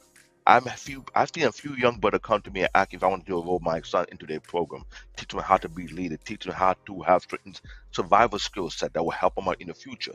And I've seen that out here. I've seen that also in Philadelphia. In many other states, I may not have seen that, but it's been known that here, there's a time that happened 2 years ago where a bunch of fathers had to show up in a particular school where they're always constantly fighting. Roland Martin on Twitter did a report about that, how these fathers are mostly retired or they have their own business, decide to be part of that particular school to be the deterrent of all these fights. And they do that for other schools, and they're trying to do it across the country. It's not that simple, it's not that easy. I understand there are some guys who step up the plate to be mentor, to be leader to these certain group of men. But not all can be done. The same applies for the women. There are women organizations that are doing the same exact thing, trying to raise women to be different from the masses. Yes, I'm in Brooklyn. You see a lot of bum-ass dudes who get girls easy, left and right. They got 18 baby mama, 19 baby mama, they got 30. I'm like, how can one dude put out so much kid and cannot even pay for all these child support? I'm scratching my head because let me do such a thing. All I know, if they use juju on me, if I'm dead, then it happens. They don't play that thing in the cultural background. It's happened here, but there are organizations that try to deter that. That's not a lot, but according to the United States agenda, they don't want that to happen. So they don't support these organizations that are trying their best to reform men to be better men. Let's be real. If they're popular in the media, no. Do they want that in the media? No. For 50, 60 years, they say men ain't shit. Men are trash, right? They be attacking men left and right. When you find an honest, law-abiding citizen, an honest man who's not about that thing, guess you call him? He's a punk, he's a dweeb, he's a this, he's a that. You don't have to check your parenting, and yet you think he's weak. That's the problem.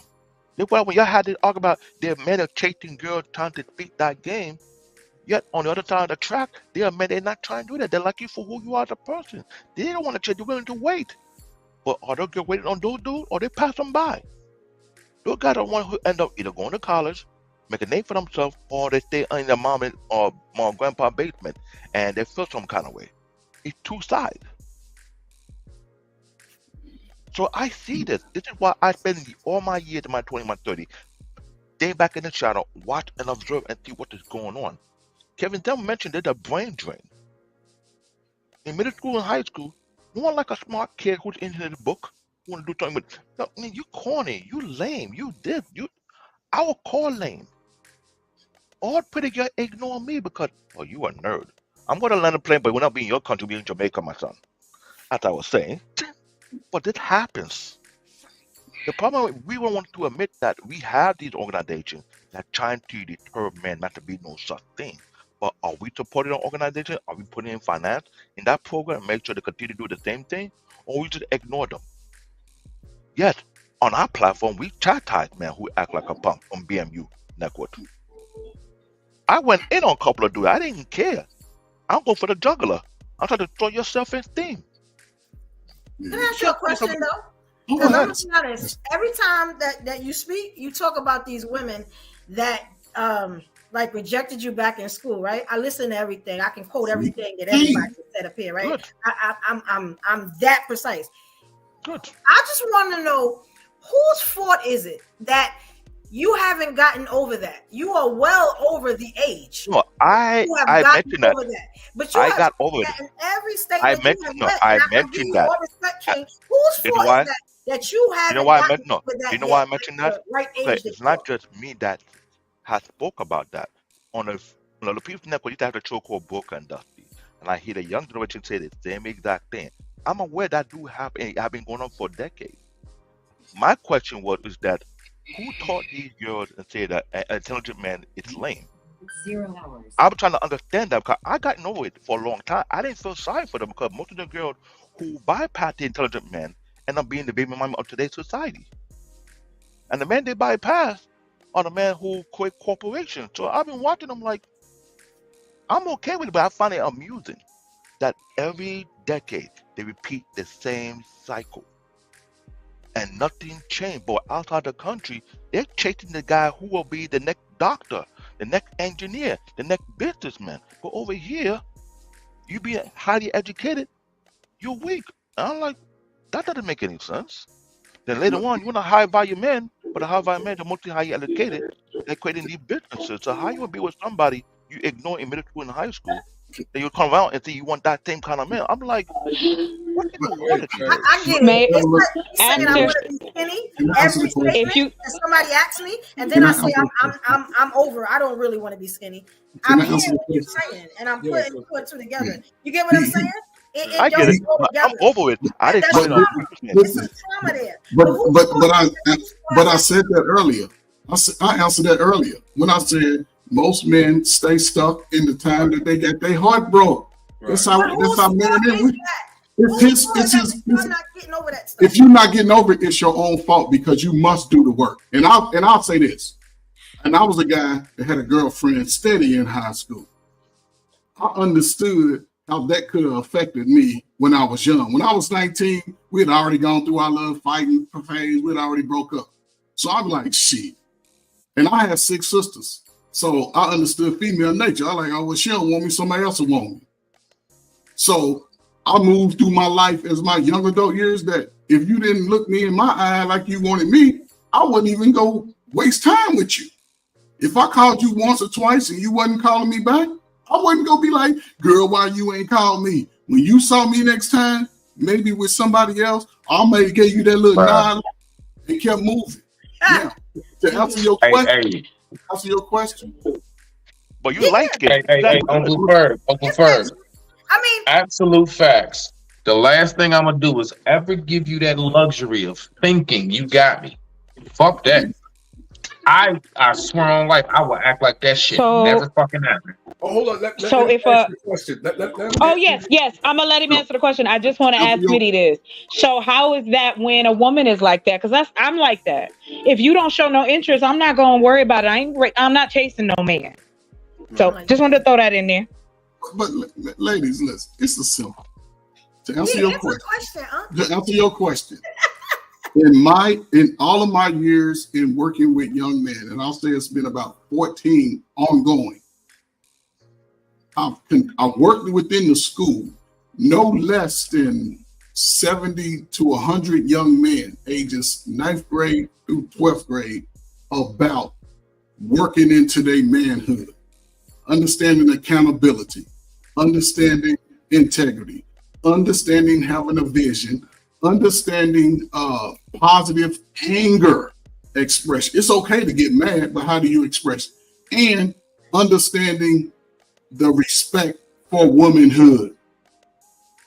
That's how I've approached it. Now, there's always spaces. And if you want to make a lot of money right now, you come up with a program that go into these schools and speak to the young women. They're paying millions of dollars for it. There's not enough spaces for the younger women. It's not for them to sit around their old burnout aunties or their old raggedy uncles and get how to live life.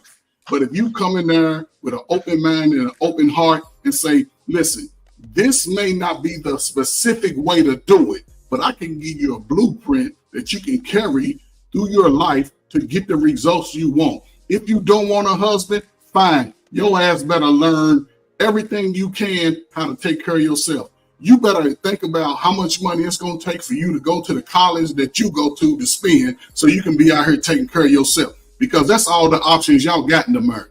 You join the military, you go to college. But what I'm saying is, it seems normal today because that's all we've been doing for the last 40 years. It seems normal, but in the reality going into the future, it's going to disintegrate the black race altogether because they're going to isolate the women.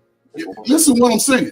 They isolate. As long as they keep the women isolated, think about it. They keep y'all isolated from us. That means you either have to make a decision, have no relationship with us, or just come together and have sex and possibly make a baby. If 80% of our children. But there's other men in this country, though. Like, you don't have to just be with black men. Like, what? You don't have to be. But guess what? Most of those other options. Those other options, and let me tell you, they only want the fit. It's the same thing we say. They want the fittest. No. You ain't seen no that's not true, sir. They want to marry us. You ain't seen no guy. That's not true, sir. You ain't seen with It's no Charles, guy. this is good as Trey, right. please don't do that. I'm just saying. I'll take the $20,000 guy that's in the other race, but that guy that's got those resources making $100,000, he want the most feminine of y'all. Every man, every woman don't want that kind of man. Trey, stop using that as an It's about the man example. wanting the woman. It's about what the man Oh wants. my God! And they don't always want some fake, Every woman. Like another what? great word from Webster. Great word. Every. Awesome talk. Because we jumping around the answer. Right. Let him finish. Let him finish, and then we can do it. There's always spaces like this. Not enough. There's always spaces. And here's the thing: when men get on YouTube, they may speak out about what they feel in personal. Me, I've understood. It's not about what I feel. It's about what is right. I don't care whose feelings are involved. It's about what's right, trying to move to a better space. Now, I may have a piece of the puzzle. I may not. But for those people who are not in this space, you have to go live that life to have that experience. I can't. I tell guys, you can't live off my experience and take it through the rest of your life. You got to go live that shit because your dynamic may be totally different based on who you are and where you are. And in those spaces, and when men around, say if we wasn't on YouTube, myself, Smitty, Soapbox, and we get to talking saying something stupid, guess what Smitty gonna do? Ferg, man, you know it's some bullshit, man. You don't do that.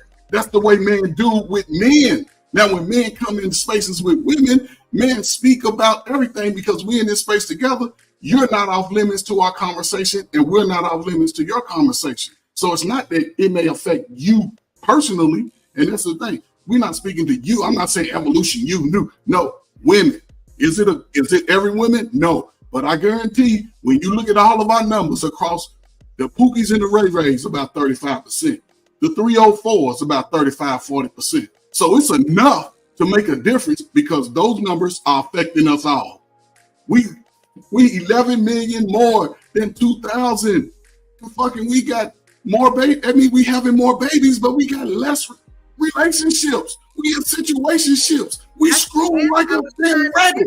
From you. See, that's the problem. You know what make me scared, and I never realized this tonight, is that when I ask y'all a question, especially a man, you can't give an answer without going again to what women do. Which means there's still no accountability from the men. Can I do it? You get what I'm saying? And that's scary. Can I do it? Yeah, I want to hear what you want to say, Ron, because that's scary to me. I'm gonna go back. I'm gonna go to what Trey said and what Smitty said earlier. Trey said logic, and Smitty said simple. When a man is thinking using his logic, he makes his relationship that he's about to go into simple. So when a woman acts a certain way and she's an emotional or she may turn her down, a man with logic will understand where she is at within her emotional state. It could be many reasons why she's that way. But a logical man looks at that and be like, you know what? She's at a certain state within her life. We can't come together as one, but hopefully, or maybe later on, we could become friends. Maybe down the line, I may hit that. Or I may not. Or I may just have a friend. CBN was talking about as far as how women look, but that works on both ways. If a woman is educated, she looked at a certain way. A man educated, he is looked at a certain way. That's because of the society that we live in. It's many reasons why a man get emotional when he turned down. It's because how he was raised or how he was taught or what he have seen someone else do.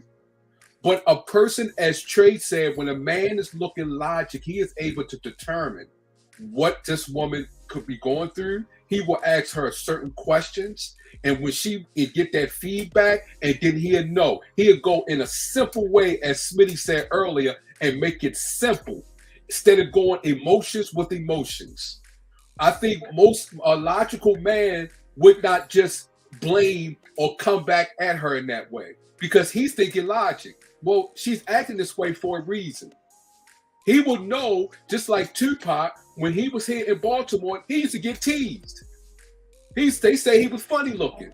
But then when he became out there, all of a sudden he's a heartthrob and things like that. A logical man would know this woman's put me down now, or she may look at me a certain way, but you know what? 6 months from now, that could be her loss or her gain. But 3 days or 5 days, I probably will hit that. I just gotta do certain things as a man, as I taught as a man, a logical man. I know I gotta talk to her a certain way. If I talk to her a certain way, I can get through that wall that she's going through, that wall she's setting up, or that emotional state that she's in. Only thing I do is say a couple words, break her down, right? Instead of fighting with her, emotions. What? Because she's break her down. When I'm see, look what you're doing. I'm sorry, Vaughn. That just. When I say break wow. Okay, sorry. Because you start talking about women. That's why it get lost for women. Right. Because there's still no accountability for the men. That's right. When I say break her down, I'm talking about when she's high up in her emotions. You don't want to go emotions. You don't want to go. You don't want to go fire to fire because a logical man would know this woman went through a lot. She could. What is she going through? She's just not just acting this way. What is she's going through? Well, Vaughn, what if I'm just not interested? It's not about what I'm going through. Maybe I'm just not interested, and I don't want to be friends with you. I don't want to know you. But Chocolate, can I finish? Because you're butting into the conversation. The point I'm trying to make, and you're taking my apologies. Certain things, and you gaslighting it. Yes, I said when I say please don't say that. Is going through. That's not what I said. I said woman is going through. I am talking about what you just said. Also, she may not just like I said that earlier. She may not like you, or she may do, or you may get hit it 6 months from now, or six weeks from now, or 6 days. I said that earlier, so you're not listening to me. Remember. I heard you, sir. Please don't say I'm not listening. I heard you. Evolution said we cannot blame a woman, and I'm saying she's right that when you first meet a woman, why go there and go against her? You're a logical man, like Trey said. You're a logical man. You're a mature man. A mature man would not go back and forth. They will understand or see what this woman is going through, or see what this woman may have been through. This is logical, and then what Smitty said, this is simple. You're making logic and you're using logic to make this situation emotional situation simple. That's without blame, because once you blame her, you're getting caught up in emotions. Not her emotions, but your emotions within inside you. You're allowing your emotions to dictate what you're about to do to her. And what you're doing is fighting fire with fire. Now, when I say fire, when I'm using the word fire, I'm just talking about emotions.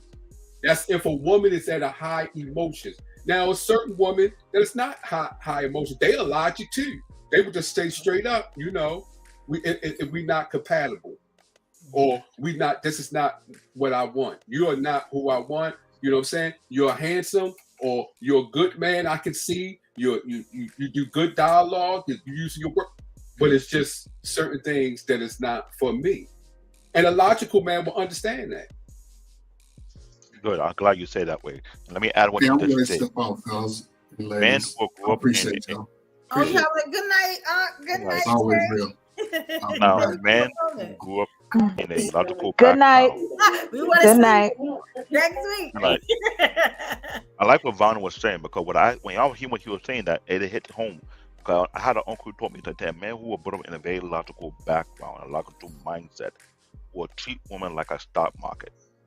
You know how you're going to invest in the stock? You want to look at the long-term investment and short-term investment, right? So when you're dealing with women, a man who have a logical mindset, who is not looking for something that will add to his, but he will look at a particular one and see, is she worth a long-term investment or a short-term investment? If she's not worth investing any resource, any time, he will pull away with little to no damage whatsoever, meaning he's not trying to get into no argument whatsoever. And that's something where a lot of good guys who are taught by their father, taught, they already know, do it. They sat them down, teaching the game, walk them through the process, walk them through how to be emotionally intelligent, walk them how to adjust, walk them how to deal with women. Those kind of men are mostly under the radar these days now. And we don't have to get on the radar, because my uncle taught me one thing. You want to know who the woman is?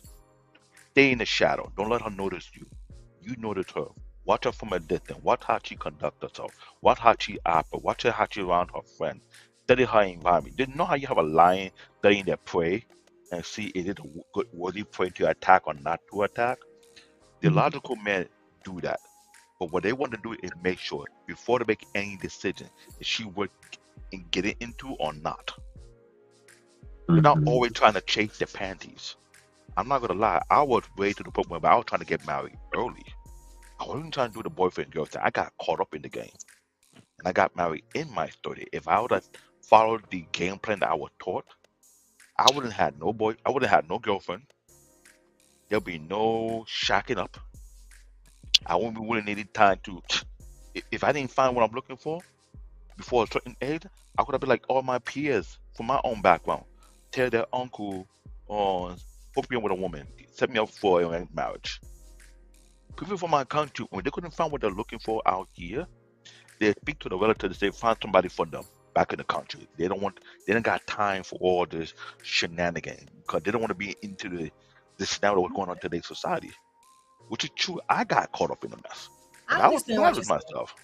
I definitely get it, and we almost there. We got one more. We got Smitty. I'm taking everything y'all saying. I don't know if Soapbox want to go again, but I definitely. Smitty, I can't help you on this one. Yeah, I was trying to be the legal man here. I'm trying to be like a lawyer.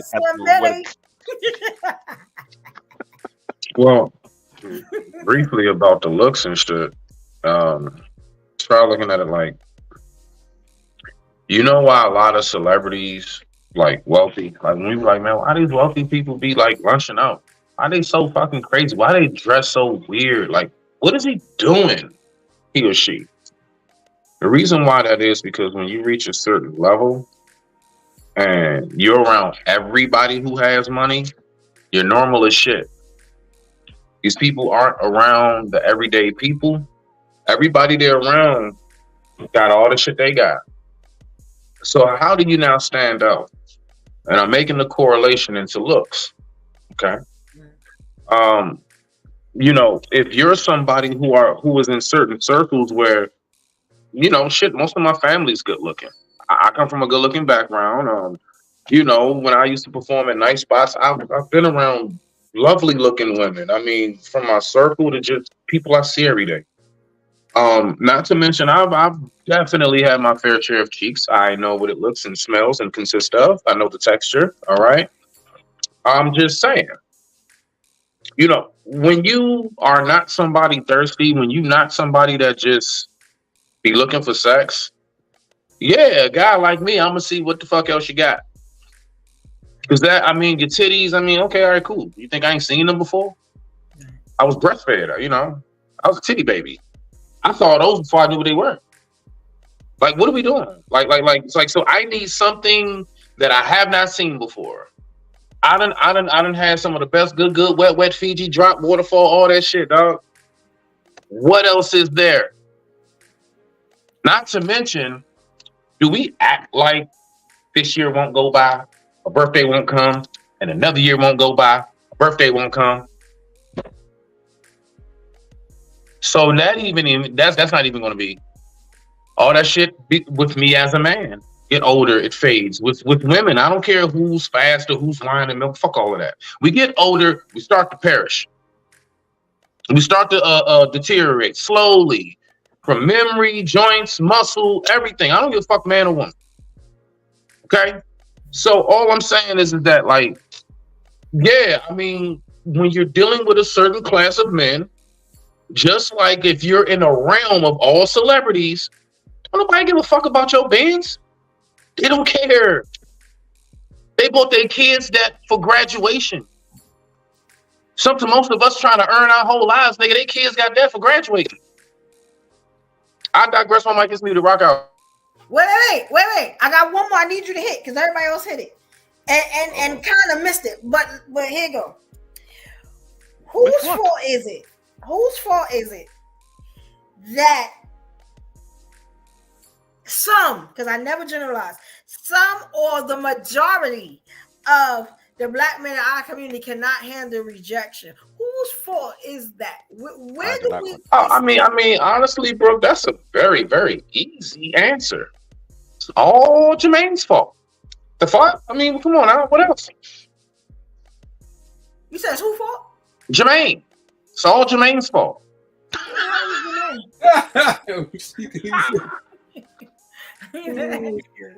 So that does that mean that his daddy? You saying?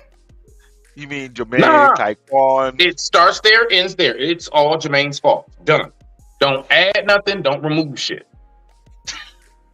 Now let me tell you something. So if you are saying like his father, that's exactly the right answer. It has, because you got to think. I see you guys putting it on the mother, this, and that. Let's be honest. A mother cannot teach a man how to be a man. I'm just going to say it for the ladies too. So now we got to ask, where are the men that have these men out here emotional, ready to kill if they don't get their way, that's having tantrums? Where are the black men that are raising their sons? Where are the uncles? Where are the brothers? That's where it starts. The minute you start saying, "Oh, it's the mama," this, and that, you lose. No, I say with a two-part question. Of what it, you know what I'm saying? And that's why women now. And I'm not gonna say all, but even with me, as y'all kept talking, even I got scared. And the one thing I kept thinking was, I'm so glad that I let men go the way I let them go. Because And here's the thing: when I mentioned my answer to you, they were based from a lawyer who was a divorce lawyer and who has seen what's going on in the court. The lead attorney. He mentioned several times how there are moms out there who are so vindictive. They want to make sure the father had no visitation right. Any kind of when they see their kid, and I've seen that happen out here in New York, especially in Brooklyn, where their father want to be in their children's life for some apparent reason. You got these moms going out there fabricating all kind of stories to prevent the father from being in there. So it's not like they ain't not trying to raise their kids. I was waiting for that. Don't forget, there's a system in this country that never benefits the man, no matter what he do. And the lead attorney being a divorce lawyer for over 20 years, he understands the system in and out. And he mentioned some guys are broken because they had to work all kind of job or they lose their job because of how many times they go back and forth into court so they get visitation, they get cut. It's a losing battle, so I get it and I understand it. But when we have a society, I don't. No, I get it because you know why the laws. Because that's excuses. No, I understand that it may sound like excuses. I get it. It may sound like excuses, but it's that's your blood. Nothing should hold you from your blood. I get it. You got to do what you got to do. There are some men who never going to quit. They want to fight no matter what until it costs them debt to visit their kid. It happens. And there's some men that kind of like they just gave up. They didn't wear the white flag. I've seen both sides. Out here in Brooklyn, New York, it got even worse. Whereby you have some vindictive mother that will have their boyfriend kill their baby father, delete their baby father, on purpose. Yeah. So it's not like they're not situation. It's not the majority I know it's a different situation, but me paying attention to the news for multiple years, I see both sides of the road, and I'm trying to ask myself this question: why is there no law to hold these people accountable when they are abusing the system? That's the first thing that came to my mind. Why did it go on for so long? Yeah, there are some men who quit. One man quit.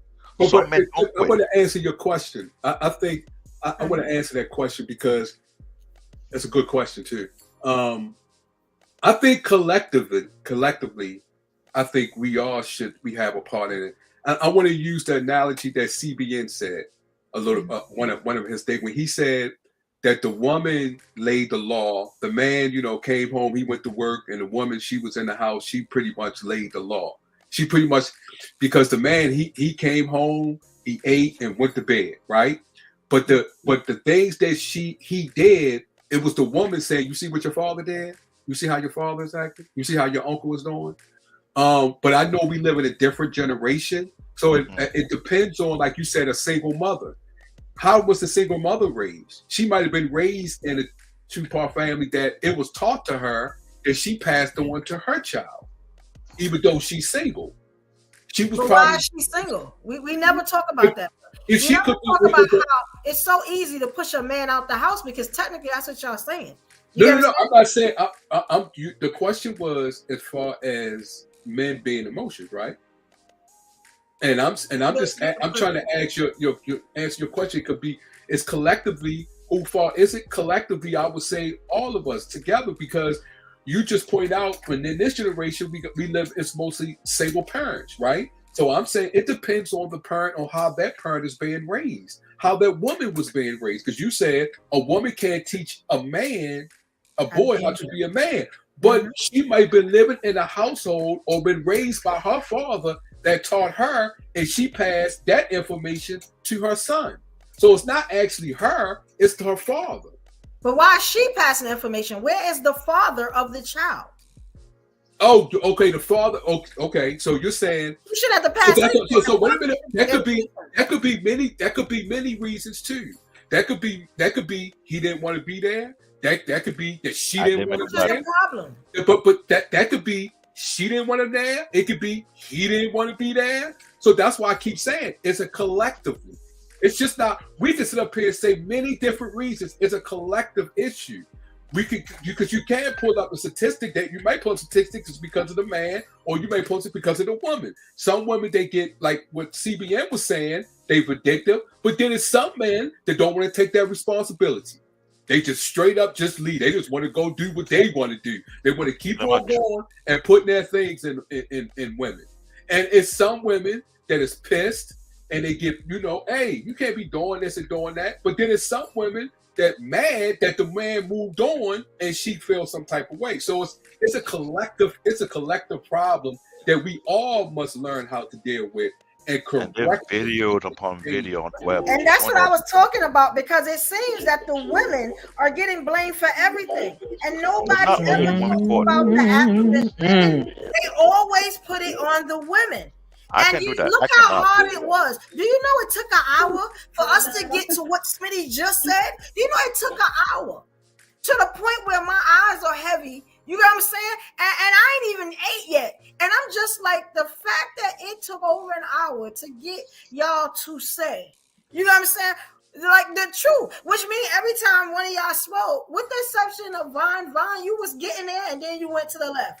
You know what I'm saying? But it always come back to the women. It's like, where are these absent fathers? Where are the fathers that teach them how to think? And by the time they get to us, they are damaged, and we have to deal with it. No, but I never blamed the woman. At one time you asked that question, first of all, I only got the answer twice. I've never blamed a woman, because that's not how. First of all, that's not how I am, and that's not how what God put me in to do that. I always look at it objectively and collectively. It's just not the man, and it's just not the woman. Now we could go into different scenarios. You just said that it's the woman, but that's a society issue. The society, right, does that. I can agree with you. Blames the woman, because you know why? Because the child is with the woman, and then as CBN say, the court gives the child to the woman. Instead of saying, you know what, this child could be better off with the man, or it could be better off with the woman. But the way the society is, and it's not a personal, it's a society, and it automatically gives the child to the woman. That's the agenda. And y'all could I ask you a question? The agenda is the not a question. Oh, I'm sorry. Go ahead. I got a little bit of a delay. You got it. Go ahead. I'm sorry. The agenda is to separate us. See, this is why I be thinking about that. The agenda is for us not to be together. So when we give excuses for people to leave, you get what I'm saying? And it's the court, and it's this, it's that. You just play into the agenda. You get what I'm saying? You just help them separate us. Anytime I hear a man say that the court won't let me see my child, I immediately lose respect. You get what I'm saying? Because it's like, what? Like, that's your blood. But I agree with you on that one, because I see men sneak in the house when it was time, when you couldn't stay with the woman because of the housing. I've seen men and witnessed men and known men that stuck in the house, climbing through the window because they wanted to spend time with their kids. They wanted to stay with their kids. Vaughn, to your point, yes, that did happen, but they stopped doing that Later on, I think it was like late 80s, early 90s, they stopped. Certain states kept it up, but a lot of states dropped that men out of the household thing. I did want to add something to what you guys were saying, especially about the perspective I wanted to kind of throw back in was, I don't think we know how to have fun with each other anymore. I don't think we know how to just enjoy each other. And maybe some would think, oh, you live in La La Land, Chocolate. Well, I'll stay there. Let me tell you something. It's a lot nicer than all these fucking rules and regulations. I just want to be. If I'm going to be in a relationship, you all right, I'm all right, we're going to make it work. But it's like all of this, we compound all of this stuff on, and we're not even in a relationship yet. There's no time where we just relax and just be who you are. I've been listening to you gentlemen talk about how, you know, it's a game. You got to do this, only certain type of this and that. Yes, true enough. Those who want to play that game. But there is a portion of people, women and men both, we don't want to do that. I'm going to tell you, my goal is to be a great businesswoman. If I meet somebody along the way, I'm cool with that. And when I get ready to retire on my yacht and me and my boo-boo just having fun, and that's the end of it. I want to enjoy my life. And I think we don't even talk about that anymore. We don't talk about just... I'm glad you said just fucking being. Life is too short, and we spend, oh Jesus, I'm gonna tell you, that's exactly why I'm single. Every guy I met want to come with them fucking rules and regulations. Why can't you just be who you are and let me be who I am, and we mesh in the middle? We make our compromises, we find out about each other. You've already painted me in one way. It's exhausting. That's why I'm single. Chuck, you know what that happened? There was a joke. There was a joke last year. We talk about dating, right? And I said that one part of dating have been very essential. People overlooked it. The coffee date, where we can sit and have a cup of coffee, have that type of conversation. But throughout last year, what it was? Oh, I ain't doing no coffee date. I ain't got to know. CBN, check this out. And I apologize to cut you off, but I'm going to tell you something. I was on a panel out here. It was majority women. And I told them, yeah, I've taken men out on dates. I paid for his meal and my meal. I wanted to go out with him. But hold on, sir. But that's what I'm saying. Like, he's a human being. He likes to eat too. So what? Because I pay for someone's meal, or I say, hey, CBN, you want to go get something to eat? You want to go get a coffee? I'm wrong. It wasn't. Yeah. But Chocolate, you just did something. You just made a circular arc. You just said that a man who comes with rules and regulations, why can't we be just what we are? But that's who that man is. That's who. Wait a minute, stop. No, Vaughn, that's not. Hold on, you're misinterpreting. Hold on, you are But you're taking. That's not what I'm saying, Vaughn. That's not what I'm saying. Listen to me. It is not a circular argument. What I'm saying is, hold on. I apologize. Go ahead, you guys. You gotta let him finish. When you said as far as let us be who we are, that could be him. If a man that has rules and regulation, that's not the man for you, because that's who he is. He's a man that has rules and regulations. That's the type of lifestyle that he is. So if you see that is not the man for you, because you're the type of person that just like to just chill or like to be, you know what I'm saying, who you are without those rules and regulations. That's what I'm saying. Look, y'all. Again, I'm sorry. Go ahead. So, look, y'all. It's late. All right. Yeah, but this is great. This is great. We give you a lot of our time. This is a good conversation. I'm gonna answer Evolution's question, right? Who's to blame? Whether it's the mother, father. I think when you bring a child into this world, it's both parents' responsibility to take care of that child. The child does not know what's going on. It's a child, right? It's a baby. So when you bring that child into this world, now the parents and those who are older need to take precedence over that child. You know what I'm saying? I think anytime anybody sits there and tries to blame women or tries to blame men, it's not one person, it's collective. Because you both laid down and you made that child. You know what I'm saying? And that's really the big thing about it. And now the child is here. Definitely, Smitty, we got you, bro. Much love, much love. You know what I mean? We know you had a phone call. It's all good. You know what I'm saying? Like, the child is the one that's innocent and that's suffering by people who don't want to take responsibility. You know what I'm saying? So you can't just tell men to have deep discipline. You can't just tell women to keep their legs closed. It's way bigger than that. It's way bigger than that. But we're not having a discussion to tell people on really how to move out here when they're hooking up or interacting with people. You know what I'm saying? There's nobody sitting them down and saying, hey, you just turned this age. I know your hormones is this, and now you got freedom, or you out of school, you just turned 18 or whatever. Now you're out here in the big world. This is how you need to move. You know what I mean? You know, back in the days, the older women would sit the younger women down. You know what I mean? Once they got of age and they was out here and they was able to go out in the world and do what they want to do. Hey, look, bring your extra pair of underwear, get your little maxi pads, whatever they showed y'all to do. They showed you how to clean up and all that, and you learn how to do it, and it was what it was. CB Hen, it's all good. I know you're laughing at that, but it is what it is. With men, we was taught different things. It sounds funny. With men, we was taught different things. Hey, man, you gotta know. Listen, if you're gonna meet with a chick, make sure you have protection. You know what I'm saying? If you don't got protection, ain't nothing go down. They have men's birth control coming out, so just want to add that in there too. And know how to use protection. Oh wow! Right? Yeah. You know what I mean? My OGs taught me how to use protection. They taught me the importance of protection and how to use it. You know what I mean? So that's why I don't have no illegitimate children at all. Right? That's why I don't have the diseases at all. Our culture was taught. If you're gonna do it, you might well be married.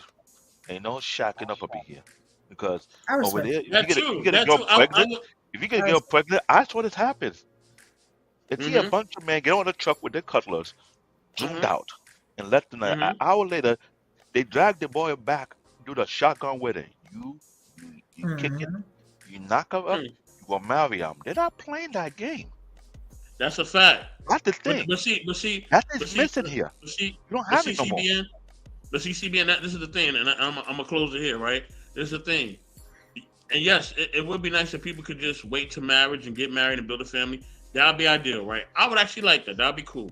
But we know we don't live in a society that's like that automatically, right? We don't live in like a Saudi Arabia or something like that where the marriages are controlled or whatever. And you know what I mean? People, you know, the older heads pick out the spouses for the women and all that. We don't do none of that out here. I know. Right? I know. Today's society, it's free game, your girl mama want to sleep with you.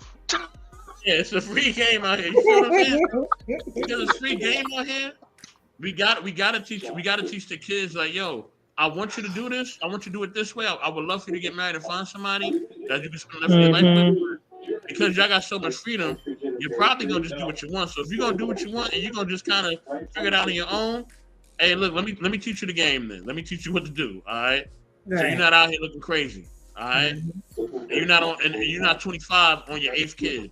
I don't want this. Okay. Yeah.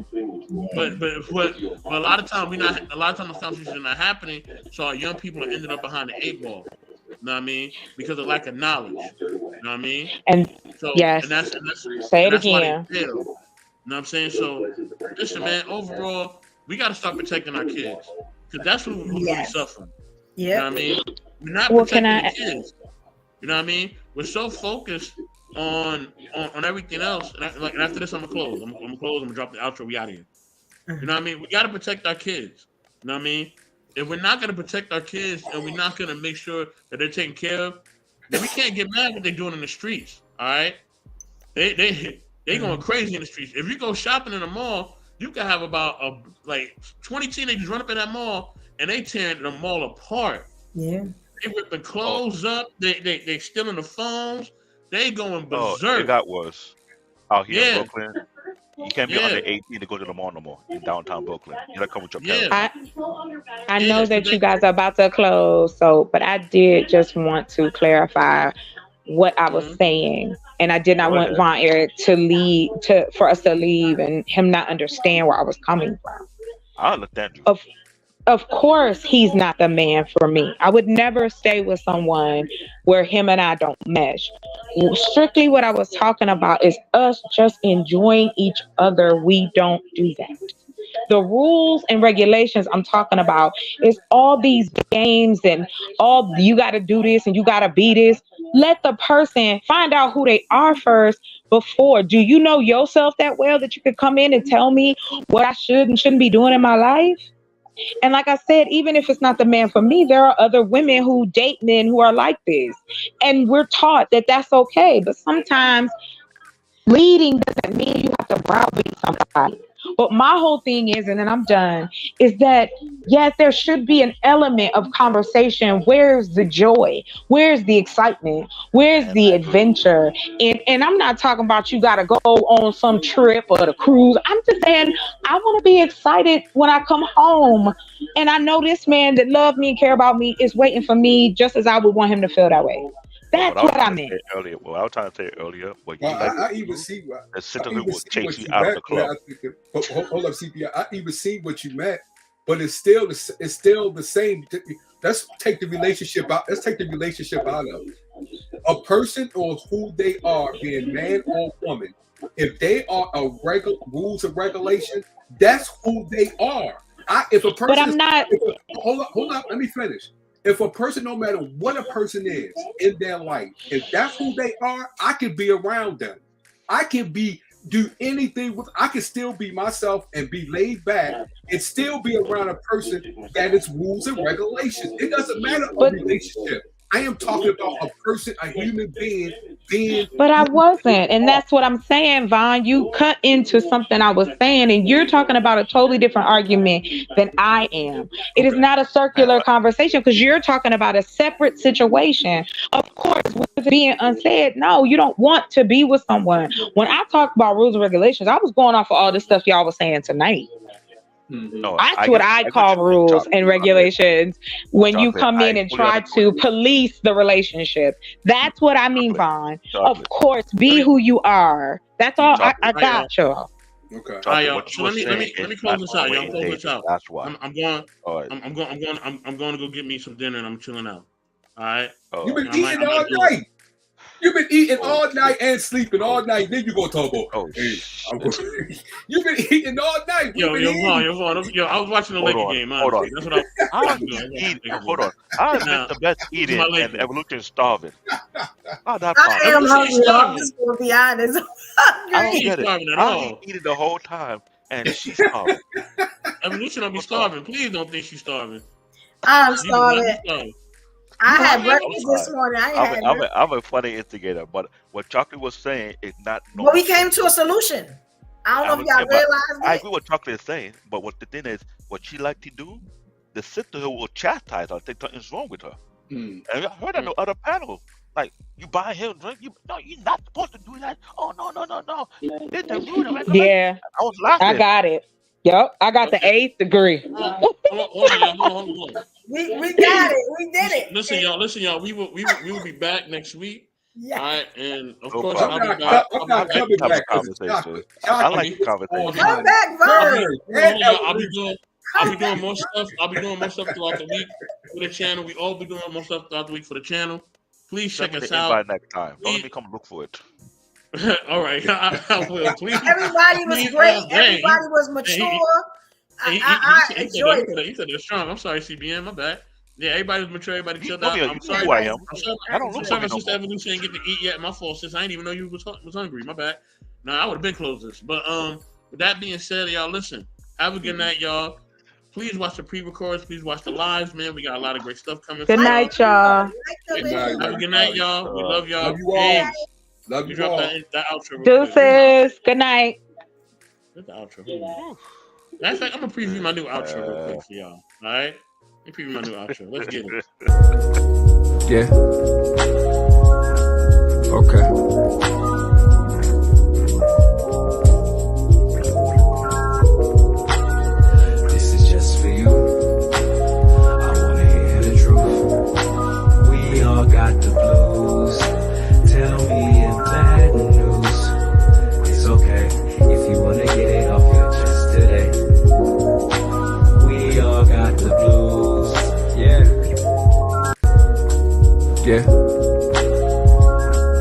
Okay.